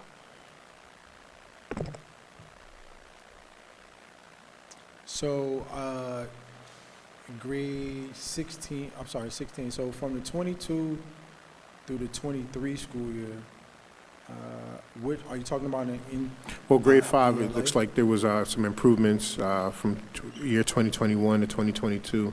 Then we had, looks like it went from 24% to 20% and then back up to 23. So, unless there was something that you Yeah. mentioned, was there like some rationale to the? So I think what our data shows us from reports that we're having, this is not a shot, this is just me calling it what it is. We have comparison reports that show students' progress as they've progressed from one grade level to the next. And something we've noticed and we've seen in some of our data is that a student may have gone from a classroom where they had a very strong teacher and the next year their teacher was weak. And that is one driver to how students can actually lose momentum and lose some of that progress. So, we have conversations about high quality instruction. It has to be the culture throughout the entire organization and not just in a few areas. And I think if we're honest with ourselves, we've heard the conversation sometimes, even requests from parents. If a parent is raising their hand and they're saying to any of us, okay, I want my child to be in that school because I don't have the confidence that the quality of instruction is great over here in that school, that speaks to our inability to provide that across the board. And the point that I made earlier about the consistency is that now for our 2025 school year, if you look at this particular chart here, if you look down across the board, there was no dips in any grade level except grade 9, and I focused on that. When we look at every grade level, we show progress and improvement across every grade level year to year. And in prior years, when you look at this, it was very sporadic. If you saw improvements, it wasn't consistently across every grade level. You saw a few here, and you saw a few that declined. That speaks to our intentionality and the focus that we've made with our academic program and providing supports to our students. And again, we want to see these numbers, our students' performance in these areas be a lot higher, and this exponential growth that we are looking for. Also, it also requires a shift in the mindset. If your teacher doesn't believe that your classroom can hit the proficiency target, you won't. If your principal doesn't believe you can hit the proficiency target, you won't. I'm happy that, we went through the struggles that we had last year. We have some members of our administrative team here. I think they can attest to it. When we rolled out those proficiency targets at the beginning of last school year, you would have thought we came and just dropped the bomb in the school district, right? The conversations were, we can't do that, we can't get there. But as we got toward the end of the school year, we started to see across the organization that team members said, you know what, I'm striving to get a 20% increase in my classroom. It's highly improbable, but I'm still pressing to make sure I'm showing up each and every day and pushing this to my students so my students believe in themselves, et cetera. Now that we've gone through a year, I think, of having that shift in mindset, I don't believe there's any stopping us in regards to our trajectory in this space, because we've broken the mold in that first year, and the team members know we're not changing our aggressiveness as it comes to those objectives, which means you either show up and show out, or you have to find yourself another opportunity somewhere else where you can go and coast and be comfortable. Now, the supports that are needed, we have to provide them. We have to make sure that we're providing professional development. We have to make sure that we have instructional coaches who are sound in their practices to go into the classrooms and support them. And we also have to make sure that all of our building leaders are instructional leaders, right? Gone are the days of where our principals can just focus on culture and climate in their schools and incident reports. You have to be an instructional leader, being in your classroom the vast majority of the day, not inspecting what you expect, but being in your classroom to be a coach, so that your teachers can actually deliver high quality instruction. And I believe we have implemented the appropriate strategies to execute on that. I have a question. Yes, ma'am. It's more so something I just want to shine some light on. I wonder, is there a connection between our economically disadvantaged subgroup and the drop for 9th grade?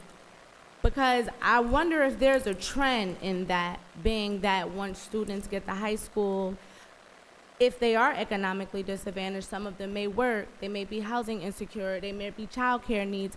I wonder if there was some more supports for that subgroup, and if we analyzed, does that have something to do with this drop?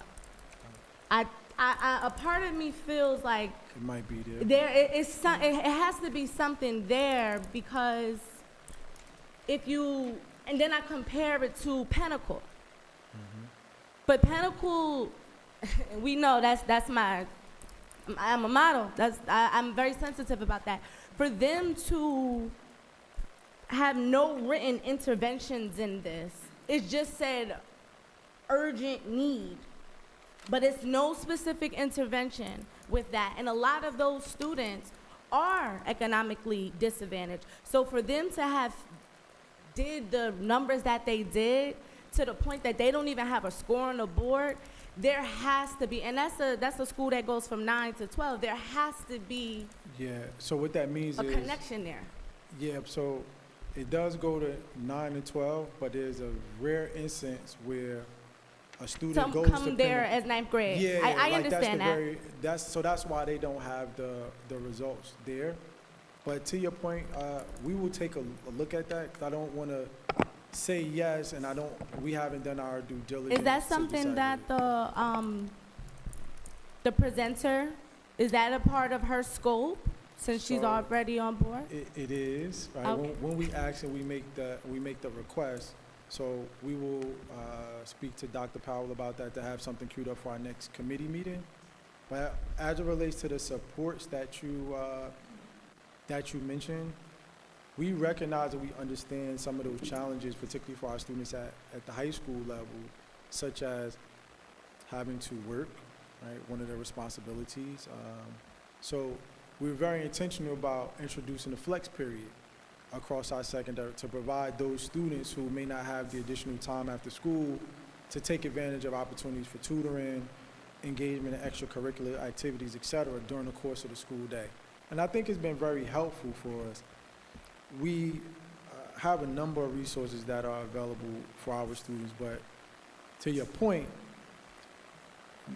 not every student, I think you and I have talked about it, and every student is walking into the classroom or to the school building wearing their situation on the front of their shirt. Yeah, that's why I think the monitoring the data of who they are, like internally, needs to create that connection, because they may not walk in wearing it, but we know, because we could tell by their lunch application, so to speak.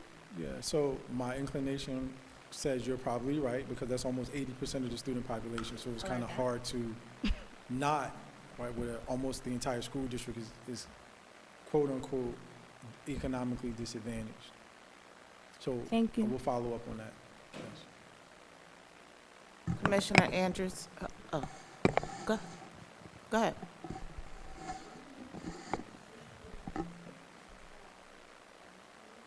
Yes. So, yes. Right now, we've done two things. Very intentional starting these processes at the lower levels. I think for scheduling purposes, sometimes this has been a little easier or simpler for us. This school year, we've rolled out inclusive class rostering. Our class rosters, they're all presented in a way that allows for there to be a diverse group of students in every classroom environment in K-5. So that means across a grade span, to the best of our ability, you're going to see equal breakdowns of male versus female students.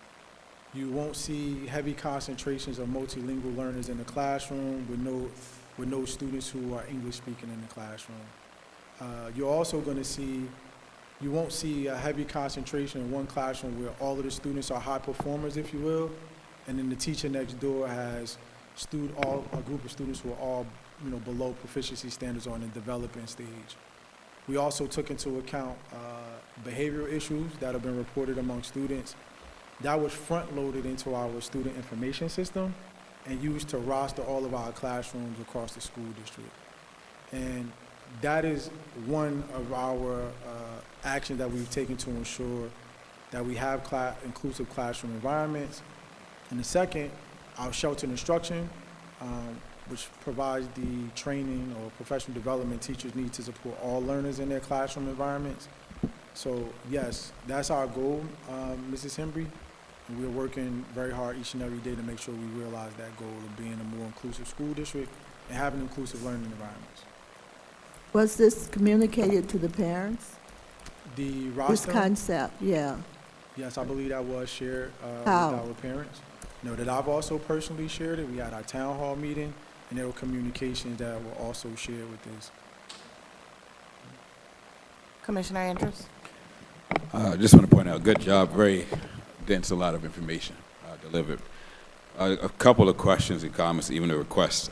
Can we continue to ask for you to further disaggregate the data for us?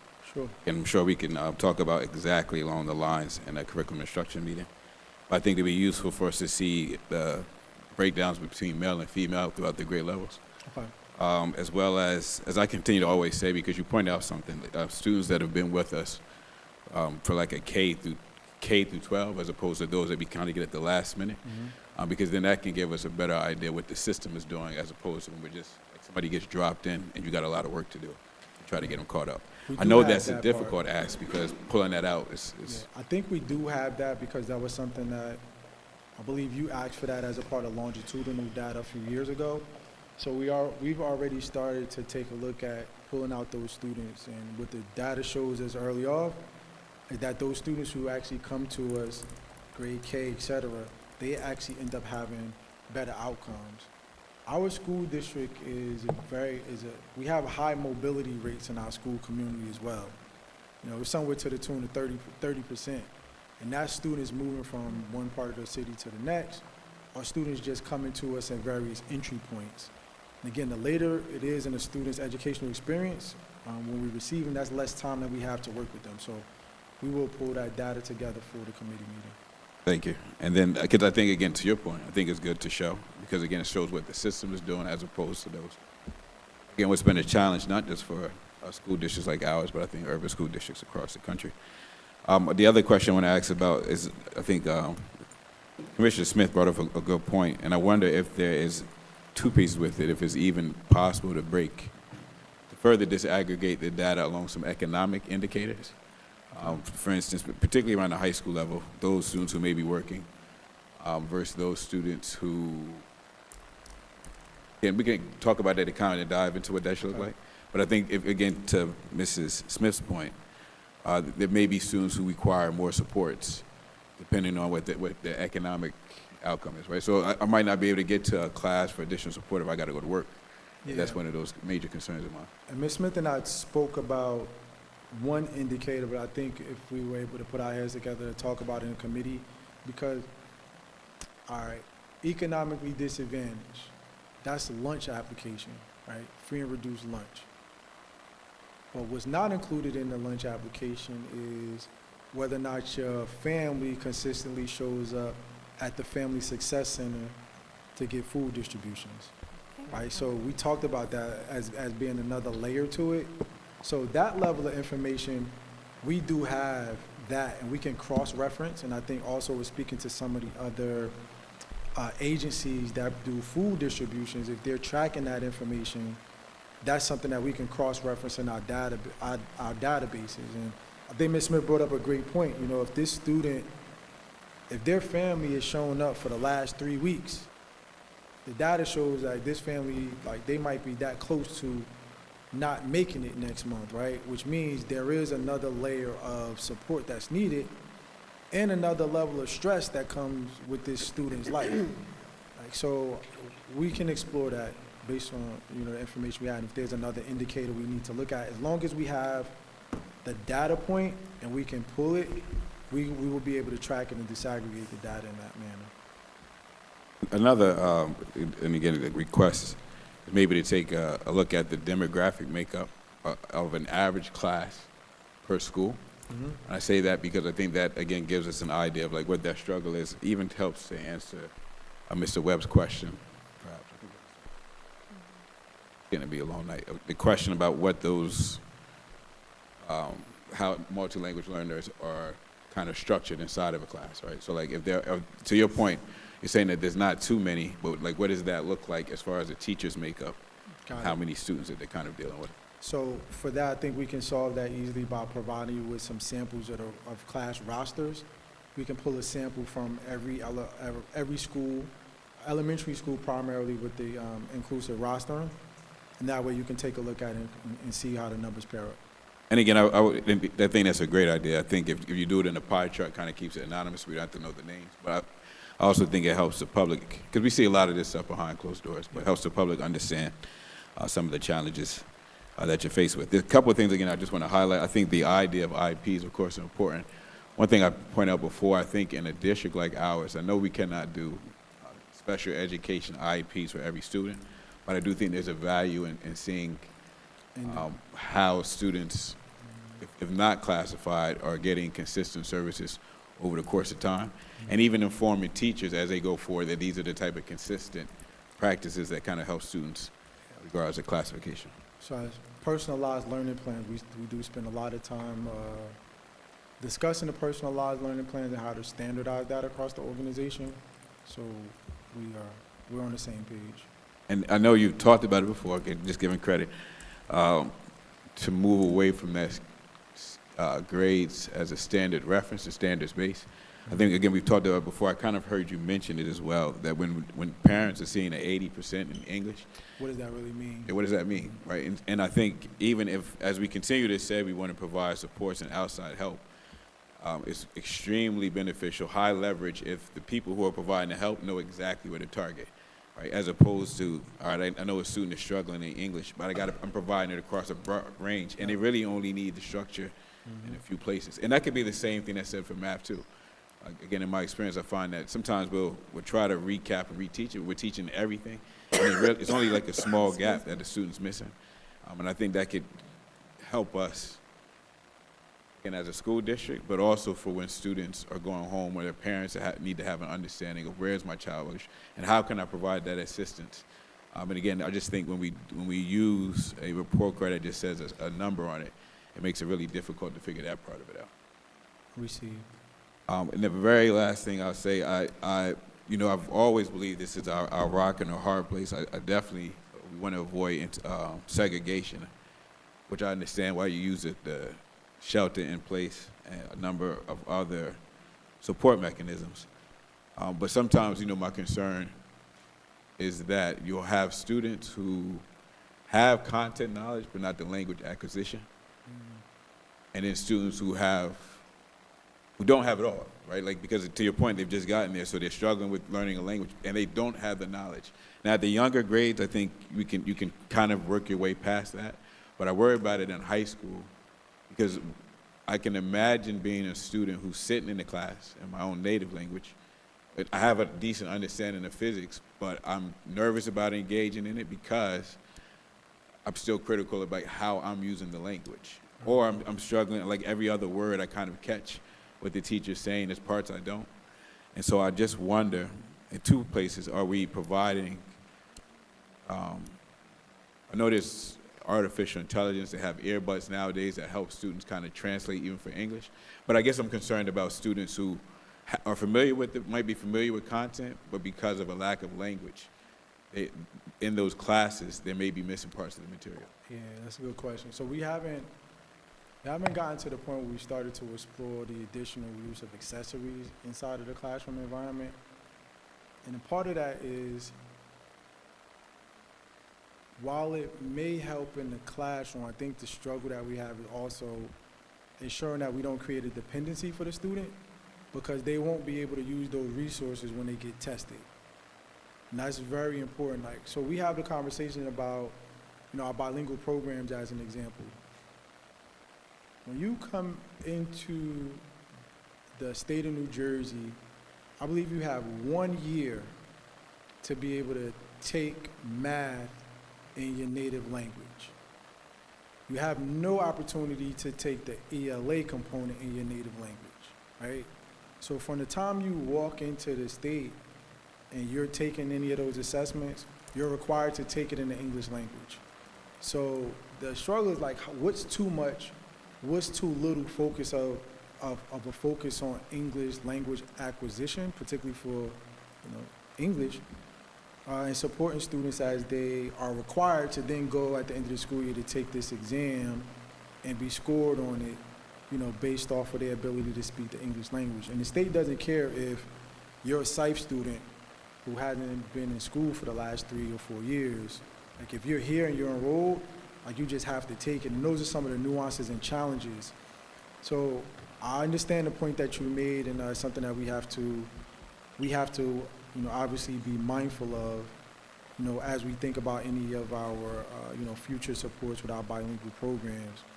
I would also add, when we look at our data for the last 2 school years, the majority of the vacancies that we've had have been for bilingual teachers. So with a full-time bilingual program, both last school year and the school year before that, we have 15 vacancies for the entire school year. One of the points of conversation with the state is, what good is a bilingual program or any other program if you can't fully staff it? Right? So think about how many class sessions didn't have bilingual teachers in them over the course of 2 school years. You break that down, if we're thinking about block scheduling, that's 4 per day. If you're missing 15 teachers, that's 60 on just in one given day that aren't being covered by a bilingual teacher, which means maybe somebody might come in and cover during the extra duty, or we have to get a substitute in that classroom. And we all know that that isn't the best option for us either. So I'm not saying that our program efforts have been horrible, but I think that we built the program over time that we didn't align it with the appropriate resources because we couldn't go out and hire bilingual teachers. Right now, if you are a bilingual teacher in the state of New Jersey, you can pretty much demand what you want. You can come to this school district today and say, you know what, school district X, they'll give me $120,000 and they can leave tomorrow, because it's such an in-demand position now because of the growing population of multilingual learners. The question that we were asked by the Department of Education, what do we believe could be done to help support the development or the growth of more bilingual teachers in the state of New Jersey? Our response, based on feedback from our teachers, is probably need to provide a differential in pay. Now, our teachers I've had teachers tell me in employee roundtables, I have a bilingual certification, but I didn't tell the district I had it for 3 years. Why did you do that? Because my job as a bilingual teacher is probably twice as difficult or challenging as a teacher in a general education setting, and we get paid the same amount of money. Now, we can't control as a district the differentials with that. That's something that's collectively bargained for, and I can tell you with 100% certainty, the unions won't agree to something like that. That causes division amongst the ranks. But it is something that we know to be a fact because we have teachers that reported that to us. What do you do with that information now? So we will follow up on all of the data requests that you provided and have those that you asked for and have those available for the next committee meeting. I just want to say one more thing to it. Like, again, a lot of quantitative measurements. But I'll tell you, as I continue to say, I'm very much interested in the qualitative data. I think that comes from more of capturing student experience. Right? And so as I think to myself, just asking, because this just gives one side of it. And to your point, this is not all of education. Education is also about understanding what students know and then seeing them have that confidence. So I want to say and encourage, as I do year after year, that the district find the appropriate measurements to measure some of the qualitative things. Things that are important to me are students having opportunities to participate in activities where they get to show their learning, demonstrated, whether I've seen the science fairs, the technology fairs, going on JAG trips, getting better measurements of how many students are having access to those things. then even importantly as the confidence level, right? Because one thing that worries me about testing, sometimes students will receive a mark on a test and then think in their mind, to your point, that they're not prepared to go on. But the reality is what we know is that a test is not fully indicative of how well they'll do in a college setting. I think more so of the mindset and, that, again, that qualitative information. So I would just, again, encourage the district that at some point, again, I don't at any point anticipate that it come quickly, but that we find qualitative means and measures of identifying success for students. With that said, Commissioner Gray? Yes. So I just wanted to thank you for the very elaborate presentation. I always love when you present the numbers and really dive into how this is important for us and understanding student achievement. One of the things that I wanted to focus on a little bit is that I know we all have an immigrant story, right? But there is a credentialization process that I know the district was trying to work in order to improve it.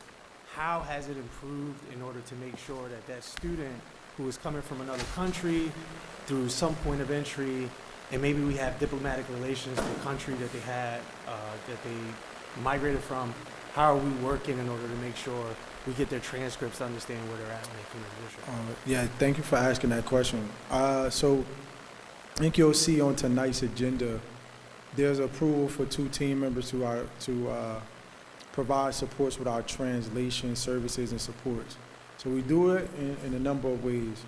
We have staff members who are bilingual, who understand the language of other countries, etc. They are the lead, they interpret the transcripts, and they will reach out to the school districts from those sending countries to determine what the actual course is and what it aligns to on our course requirements. It could be a strenuous process. We considered outsourcing it initially, but the cost to do it, it just wouldn't be sustainable for us as an organization. So we've been doing that for the last few school years, and that's proved to be very helpful and beneficial for us. Through our audits in prior school years, we realized that there were some students who didn't receive credits for courses they should have, and it prompted them to be in our school district longer than they needed to be. So I'm proud to say that it is working for us now. Perfect. And then the last thing I wanted to sort of address is that my colleague, fellow commissioner, she started to address sort of the problem about the economically disadvantaged folks, which, come from a working class background. So it's very important to me that we make sure we have the budget, right, and we have funding for that. So I'm just curious as to what is sort of S2 funding has ended, a bunch of other different funding measures that have ended on the federal level, and then we can anticipate rollbacks on the state level. So how are we going to prioritize our budget in order to make sure we're still prioritizing student achievement? Yeah, so that's a great question. Well, I'll start by saying, I'll talk about scalability. So if you, inside of your packet, you also received this evening a list of the strategies and strategic actions that I'll be taking along with my administration. It's the other document that's in there. It should have been 2 inside of your folder. And you'll see at the last goal, which focuses on academic return on investment. That goal is to make sure that at least 80% of our programs yield a positive academic return on investment. And we've been utilizing this methodology for the last 2 school years to determine the effectiveness of programs. And what that means is the programs that are ultimately yielding the high return on investment, we have to scale those programs and make those programs more accessible for students across the school district. And the programs that don't, we have to go through a redesign process or talk about decommissioning or sunsetting those particular programs or initiatives. One thing is for sure, the consumer price index, that's going to continue to increase. Inflation is going to continue to increase and impact our pricing for goods and services, which means we have to be, we just have to be vigilant with every dollar and every dime, every penny that we spend on behalf of our school district. By leveraging that academic return on investment, also with lean and agile methodologies. So the information that I shared with the board today about realizing $540,000 in cost savings by collapsing classrooms or consolidating classrooms, that is a strategy, one that we will use to ensure that we are continuing to be lean and agile as an organization. But it can't just happen at one point during the school year, right? So that has to be a constant conversation across our organization so that everyone is playing their part with that. I would also add, as we close out this school year, these numbers are not official yet, but we'll have the official numbers after the audit is concluded. But early projections show that we have an estimated $4 million in surplus after closing out the 24-25 school year that will go into our reserve accounts. Now, this becomes very critical now as we talk about a funding strategy and we're building out the budget for next school year. We had some difficult conversations about the reserve funding, et cetera. And if we've been watching the news and just reading in the papers what's been happening to a lot of school districts in the state of New Jersey, I mean, it's tough out here. And I think, we made a difficult decision here as a school district, as a school community, but I think it is one that will prove to be beneficial and pay off for us in the long run. You think about some school districts that probably wouldn't have been on the radar. Nobody would probably thought that Montclair Public Schools would be dealing with a budget deficit, right, to the tune of double-digit millions. Like, I don't think anybody thought those types of things would happen, but they have. And guess what? Plainfield Public Schools isn't in the news for that, right? So I think we should be proud of that, but also just understand that as we approach this budget season, following the budget calendar that's been approved by the board, that's very important. Mr. Cox and his team is already working on enrollment projections going into next school year, and we're already having conversations about removing waste from our budget. Ongoing conversation. If it's not something that's a necessity and is not aligned with the strategic priorities that the board has established, it is a no-go. Any more questions? Caitlin? All right. Thank you so much for the presentation. I just wanted to ask about the 9th grade. I know it's a hot spot because not only are kids entering from foreign countries, but also it's the jump from 8th grade to 9th grade. And I just wanted to ask if they were being taught foundational learning. Because I know math has been a hot spot where we have been declining in terms of scores.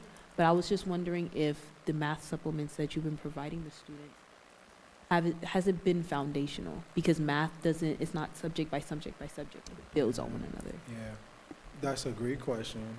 And that is for every student that really has to be personalized. So when we are utilizing, I had some excitement in my voice earlier when I spoke about the adaptive assessment. The tools that we use in the school district are in fact adaptive. So you think about tools like iReady, right, which is one of the math tools we use for our students. That's adaptive. It's going to really build out a learning pathway for a student, but it's going to meet you where you are as an individual based on how you've responded, how you've been assessed, et cetera. So when a student hasn't developed the foundational skills and they've just been pushed on to the next grade, I think it's probably one of the worst things that we could do for the student. Because at some point in time, we're going to spiral back to that particular skill because the next thing that they have to master is built upon that foundational skill. So what we find ourselves doing is actually reaching back in some instances to provide students with that personalized support. So yes, we are doing it. It's personalized on an individual level, but we also know, based on what I shared earlier, we're talking about math. We know for a fact going into this testing cycle, measurement and data, that's absolutely there. That's absolutely a component. We can go back and provide a number of activities that will help a student go back and develop those skills for measurement and data, right? We're talking about just basic things like, you know what, go get your ruler, go get a tape measure, and let's go measure the width of a table. Now measure the length, now show me what the area is, or the square. There's so many things that can be done that allows you to still kind of go and pull back to some of those basic experiences to help build on those foundational skills.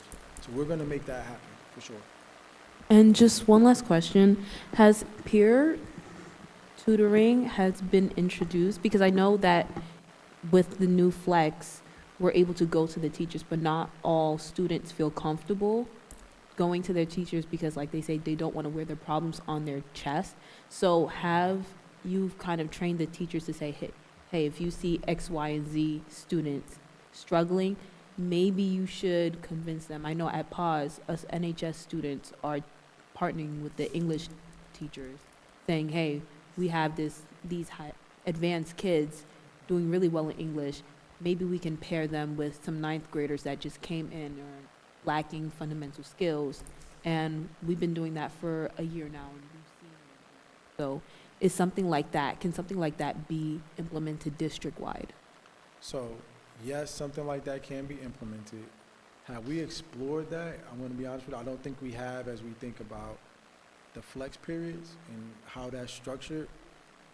We do want the flex periods, even though it has some structure to it, we have to kind of show up and select your courses. We did want that to grow and expand so that students can leverage their executive functioning to also organically build those kind of groups.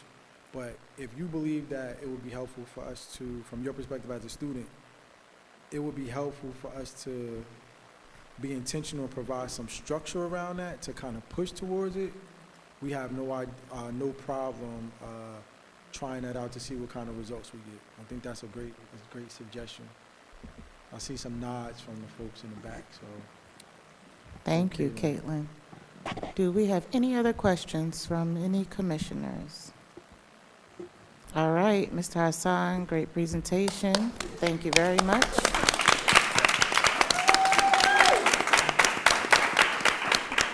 All right, and Caitlin, do you have a report for us this evening? Caitlin, do you have a report? Since it's the beginning of school, there's not much to say. We had a college visit from Drew University and of course, Fun Day, the opening of the amphitheater, the Keen Scholars are back in, Drive, NHS, Upward Bound, everyone's just kind of getting into the groove of things. Okay, thank you for that. That's a report. You guys are off to a great start. All right, so I will now entertain the motion to go into public comment.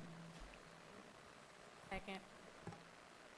It may have not been heard audibly, but that motion was properly made by Commissioner Andrews and seconded by Commissioner Smith. Let the board now go into public comment at this time. You heard the motion. Are you ready for the question? There being none, all in favor? Aye. All opposed have the same right. Motion carried. All Need a right. second so I can just read the statement. Okay. At business meetings, privilege of the floor will be provided for 30 minutes for public comment prior to committee reports. Members of the public in attendance will have the opportunity to raise concerns during this period of the meeting. Members of the public may speak once for a maximum period of 3 minutes. This time is not transferable from one individual to another. Privilege of the floor is now open at 9:38. Okay. Yes, you can come to the floor. Okay. Check 1, 2. All right, thank you. President Wyatt, Superintendent Hassan, members of the executive leadership team, and members of the commission. My name is Lamar Maxon. I am the executive director of the Queen City Film Festival, and I'm here this evening to speak to all of you about our schedule of events that are coming up October 16th through the 19th. And we have a very exciting calendar. And as you all know, I've communicated with most of you here this evening about the event and what we're doing. You can refer to the email in terms of all of the exciting schedules that are going to be taking place over the next couple of days during that time period. the reason that I'm here this evening is really to plead to you all about our ability to pull this event off as a nonprofit. We really depend on community partners by in-kind support as well as financial support to make this event the shining star of Plainfield, New Jersey, my hometown.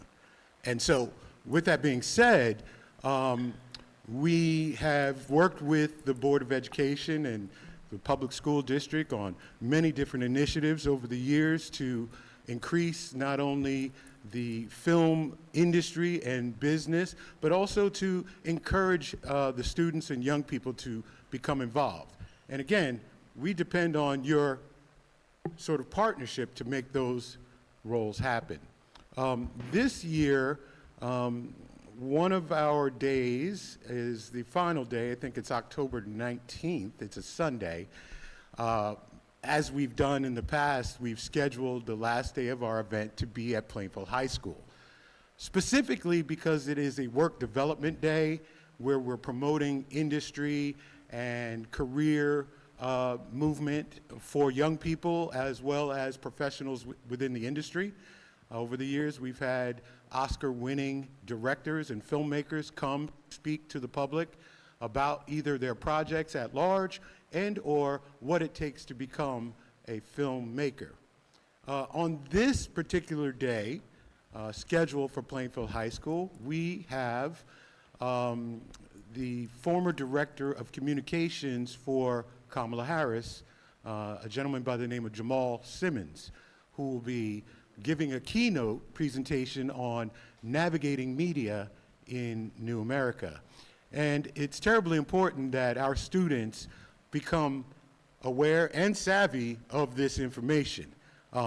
As you all know, we've offered free entry to all public high school age students in Plainfield as a continued good faith offering and partnership between the Queen City Film and Television Workshop and the Plainfield Public School District.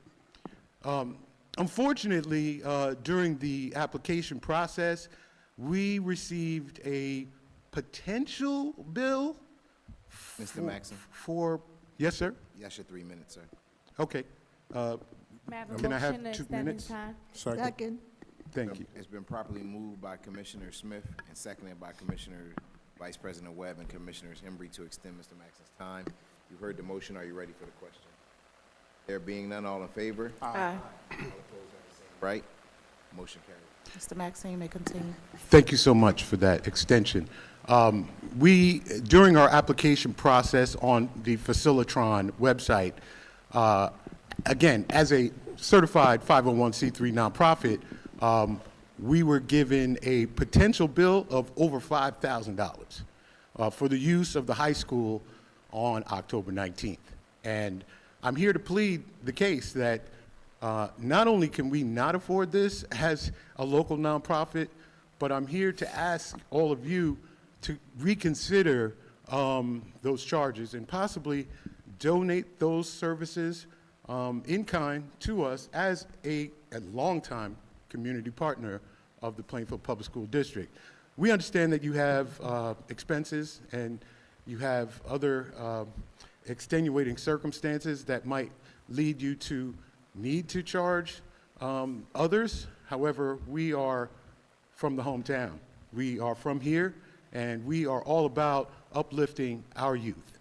And so the only way that we can do that and continue to do what we're doing, bringing world-class talent and entertainment to this town, is to ask you all for this help.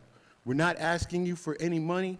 We're not asking you to give us anything, but what we are asking is for you to allow us to use that space on October 19th as a community partner and local nonprofit.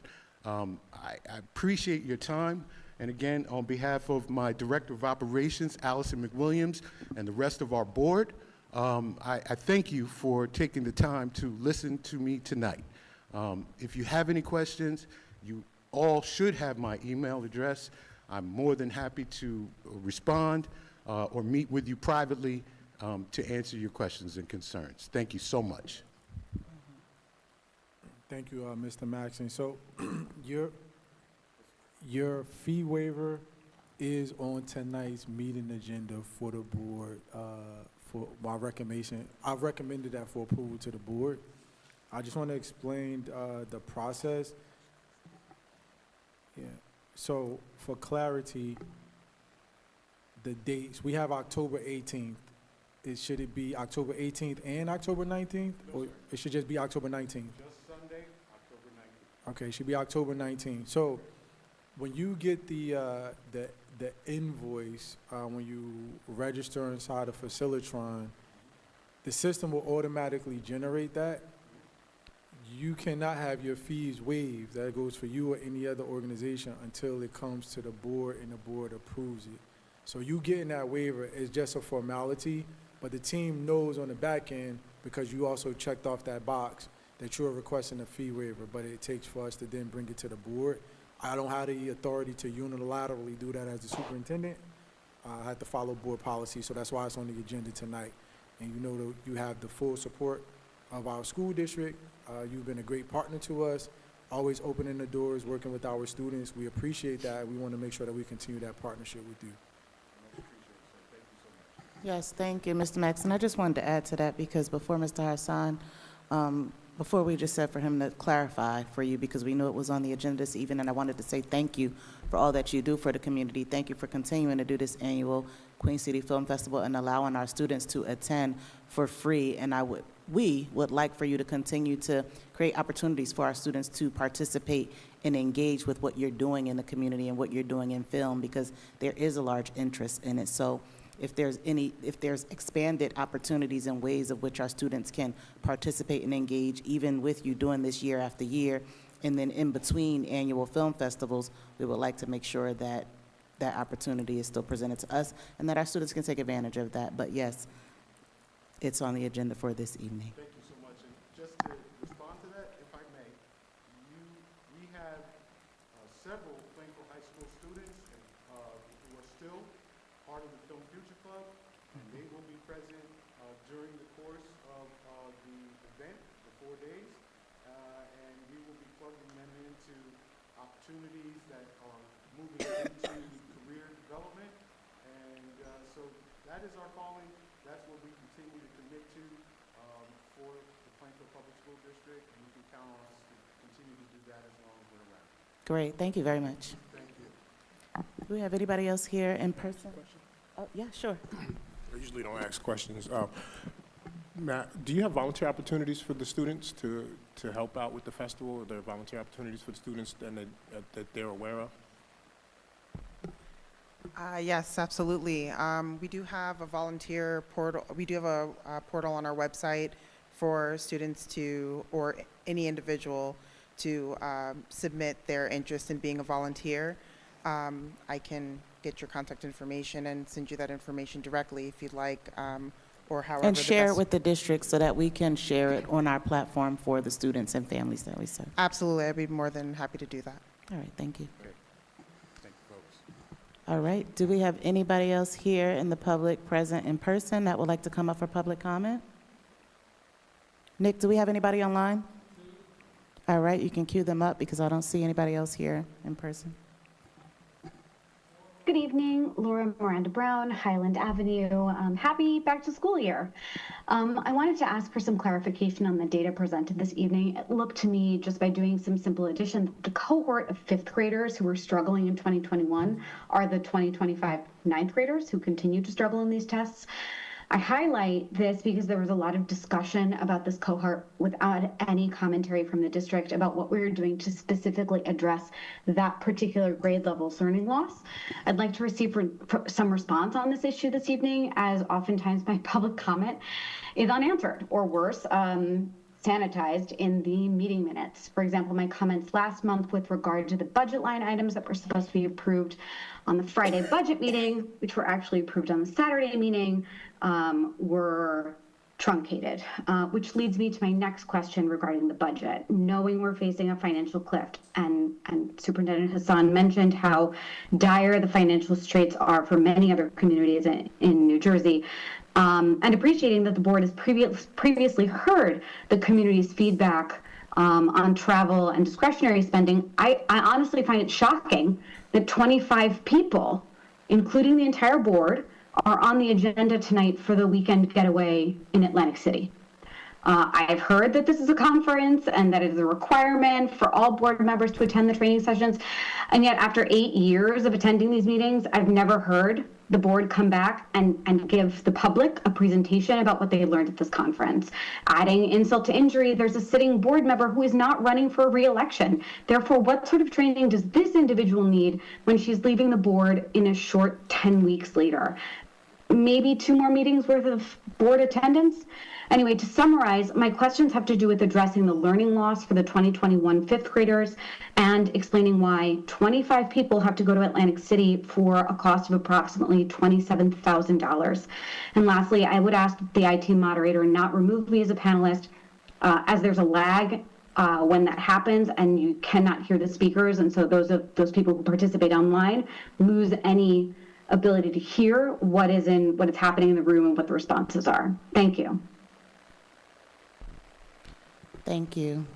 And so she's right. We don't normally go back and forth with the public.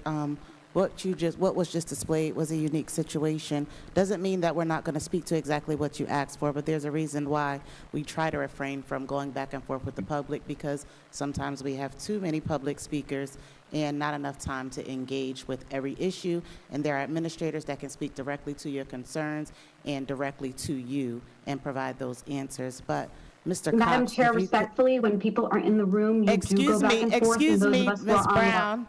Excuse me, Ms. Brown. I'm trying to provide you with the answers that you asked for, and I would hate to cut you off. I'm sure you would hate that. So please don't cut me off as I'm trying to explain and have your questions answered. I would appreciate that. Mr. Cox, may you please speak to briefly and directly regarding why we do things the way that we do it, especially with regard to having the full board and administrators on this agenda briefly. And this would be the only time that we speak to this. Thank you. Yes, Madam President. The district actually leveraged one of the opportunities that the New Jersey School Boards Association, in conjunction with the New Jersey Association of School Administrators, as well as New Jersey School Business Officials Organization, and took advantage of the early bird special that they had for districts where you could register 25 people for the same amount of money. As Ms. Brown spoke at this conference, school board members obtained their mandatory training opportunities. As elected school board officials, they are the only elected officials that have a mandatory training requirement. As such, we leverage this to ensure that all of our board members meet those necessary requirements. Additionally, we have multiple team members that have been selected from the various 3 organizations that partner to put on this workshop on an annual basis to present best practices, to not only be a professional development situation for other administrators across the state, but also to leverage those networking and team building opportunities to continually learn at this statewide conference. And just for clarification, if there are commissioners or administrators who do not attend, does that affect our budget at that point? So, Madam President, if out of an abundance of caution, we always register all board members, and then the applicable administrators or team members that would be attending. And at any time we get the approval on the front end, because it's a procedural thing that is required with the county, if those individuals do not attend or personal things come up and they cannot attend, then we do not spend that money on them. The only caveat would be that the flat rate for registering 25 individuals from your district would remain the same. Thank you very much. That is to the extent that we will answer those questions. Any other questions will be answered directly to you, Ms. Brown. May we have the next person queued up? Good evening, everyone. Sarah Virgo. Just two quick things. I wanted to follow up on the status of the committee to consider renaming the school facilities. Just asking for an update on the status of that. And I also wanted to thank the student commissioner, Caitlin, for her comments and questions. I tuned in just before you asked the questions about the results and major thoughtful suggestions, and I just want to commend you on job well done. Those were very insightful questions and fantastic suggestions, and I look forward to seeing the rest of your tenure as student commissioner. Thank you. Okay, thank you very much. We'll have the committee chair ensure that he gets in touch with you directly and communicate that. Okay, you have the floor. Hi, my name is Johanna Zate. I'm at 1612 Maple Street. I'm just wanted to comment to see if there's a way to have the meeting start on time or to change the meeting times. I feel like this is an issue every single or almost every single Board of Education meeting, that's posted for 6 o'clock. Today was around 6:45 that it started. I want to be an active member of the community and participate and be able to observe it, but it's really difficult when I log on and it hasn't started. Or soon after, it does start, it goes into executive session. So I would request that if there's no quorum because people have not gotten there, whatever reason that the meeting is not starting on time, then maybe the start time should be changed so that we're not, waiting around for it to start.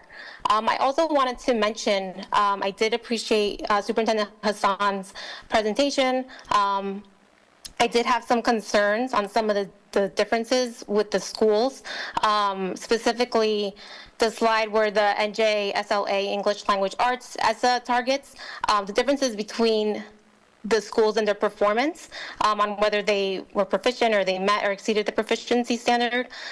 Specifically, Cook and Booker are about half a mile away, and Cook's performance was the best and Booker's was the worst. And I just don't know if that's something that could be explored further to explain how two schools who are about half a mile apart can be so different in their scores. That's it. Thank you. Thank you very much. Nick, do we have anybody else? All right, I'll entertain a motion to close public comment. Make a motion to close public comment. Second. Been properly moved by Commissioner Vice President Webb and seconded by Commissioner Smith. The board now close public comment at this time. You've heard the motion. Are you ready for a question? I do have a question. Can we answer the question as it relates to why Cook is a better performing school than Booker?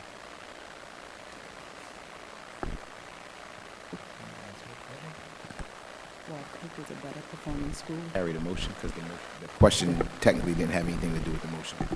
Okay. Can I answer just a question relevant to closing public comment? All right, so, yeah, close public comment, sorry. So there's no more questions on the motion. You've heard the motion. You're ready for, there's no more questions on the motion. All in favor? Aye. Aye. All opposed have the same right?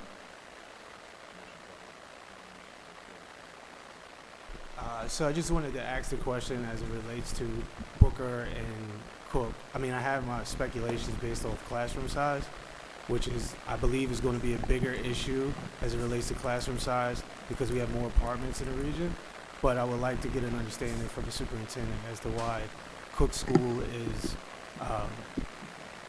a better performing school than Booker. I believe it's a better performing school at this point in time because our redesign plan for Cook Reimagine worked. All right. All right, I'll now entertain a motion for consent agenda. Motion for consent agenda. Right. I know there's some eagerness there, but I will go with the first individuals that spoke.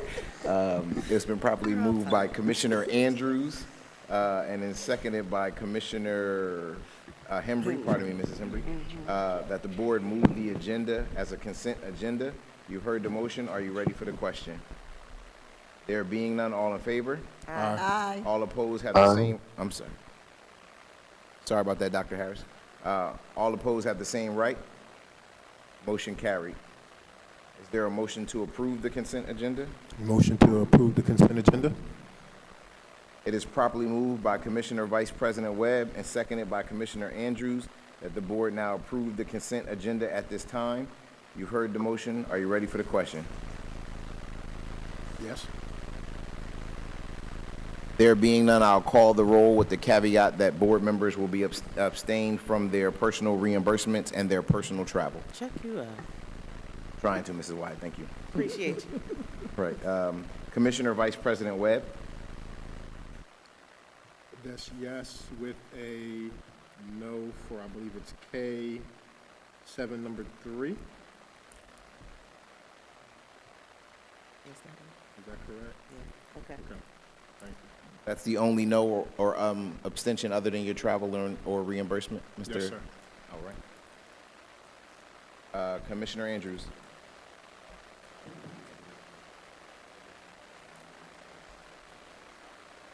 Everything else is a yes, sir?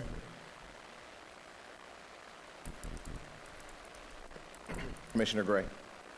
Travel reimbursements and conflict abstentions, and then a no to K7. I can't give the employee number. Number 3. Number I 3. got you.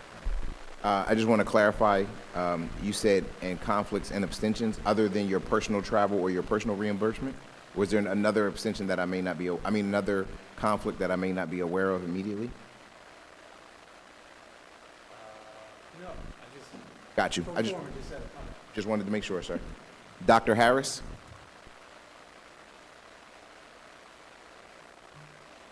Dr. Harris? Abstain from K7.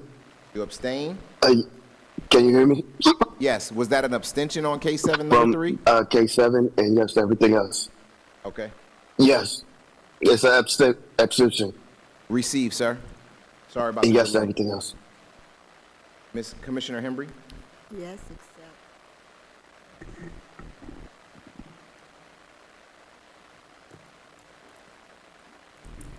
except. Is Commissioner Johnson still on the line? No. Okay. Commissioner Malone? Yes for everything, and I'm a no for K7. 3. K7 3. Receive. Commissioner Smith? Yes, for everything, no for K73. Commissioner President White? That would be a no for K7-3, a recusal from K10-7 and K11-7. I'm sorry, your reverb. The recusal was what? K10, number 7, K11, number 7. And a yes for everything else. So I want to read this back to you. Everything's a yes with the exception of K7 number 3 is a no.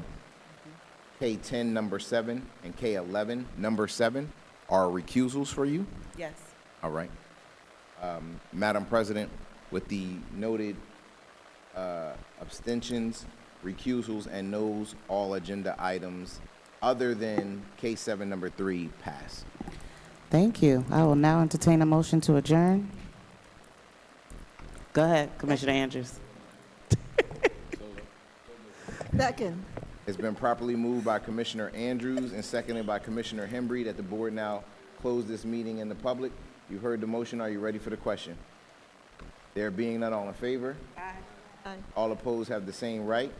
Motion carried. Meeting is adjourned at 10:03 p.m.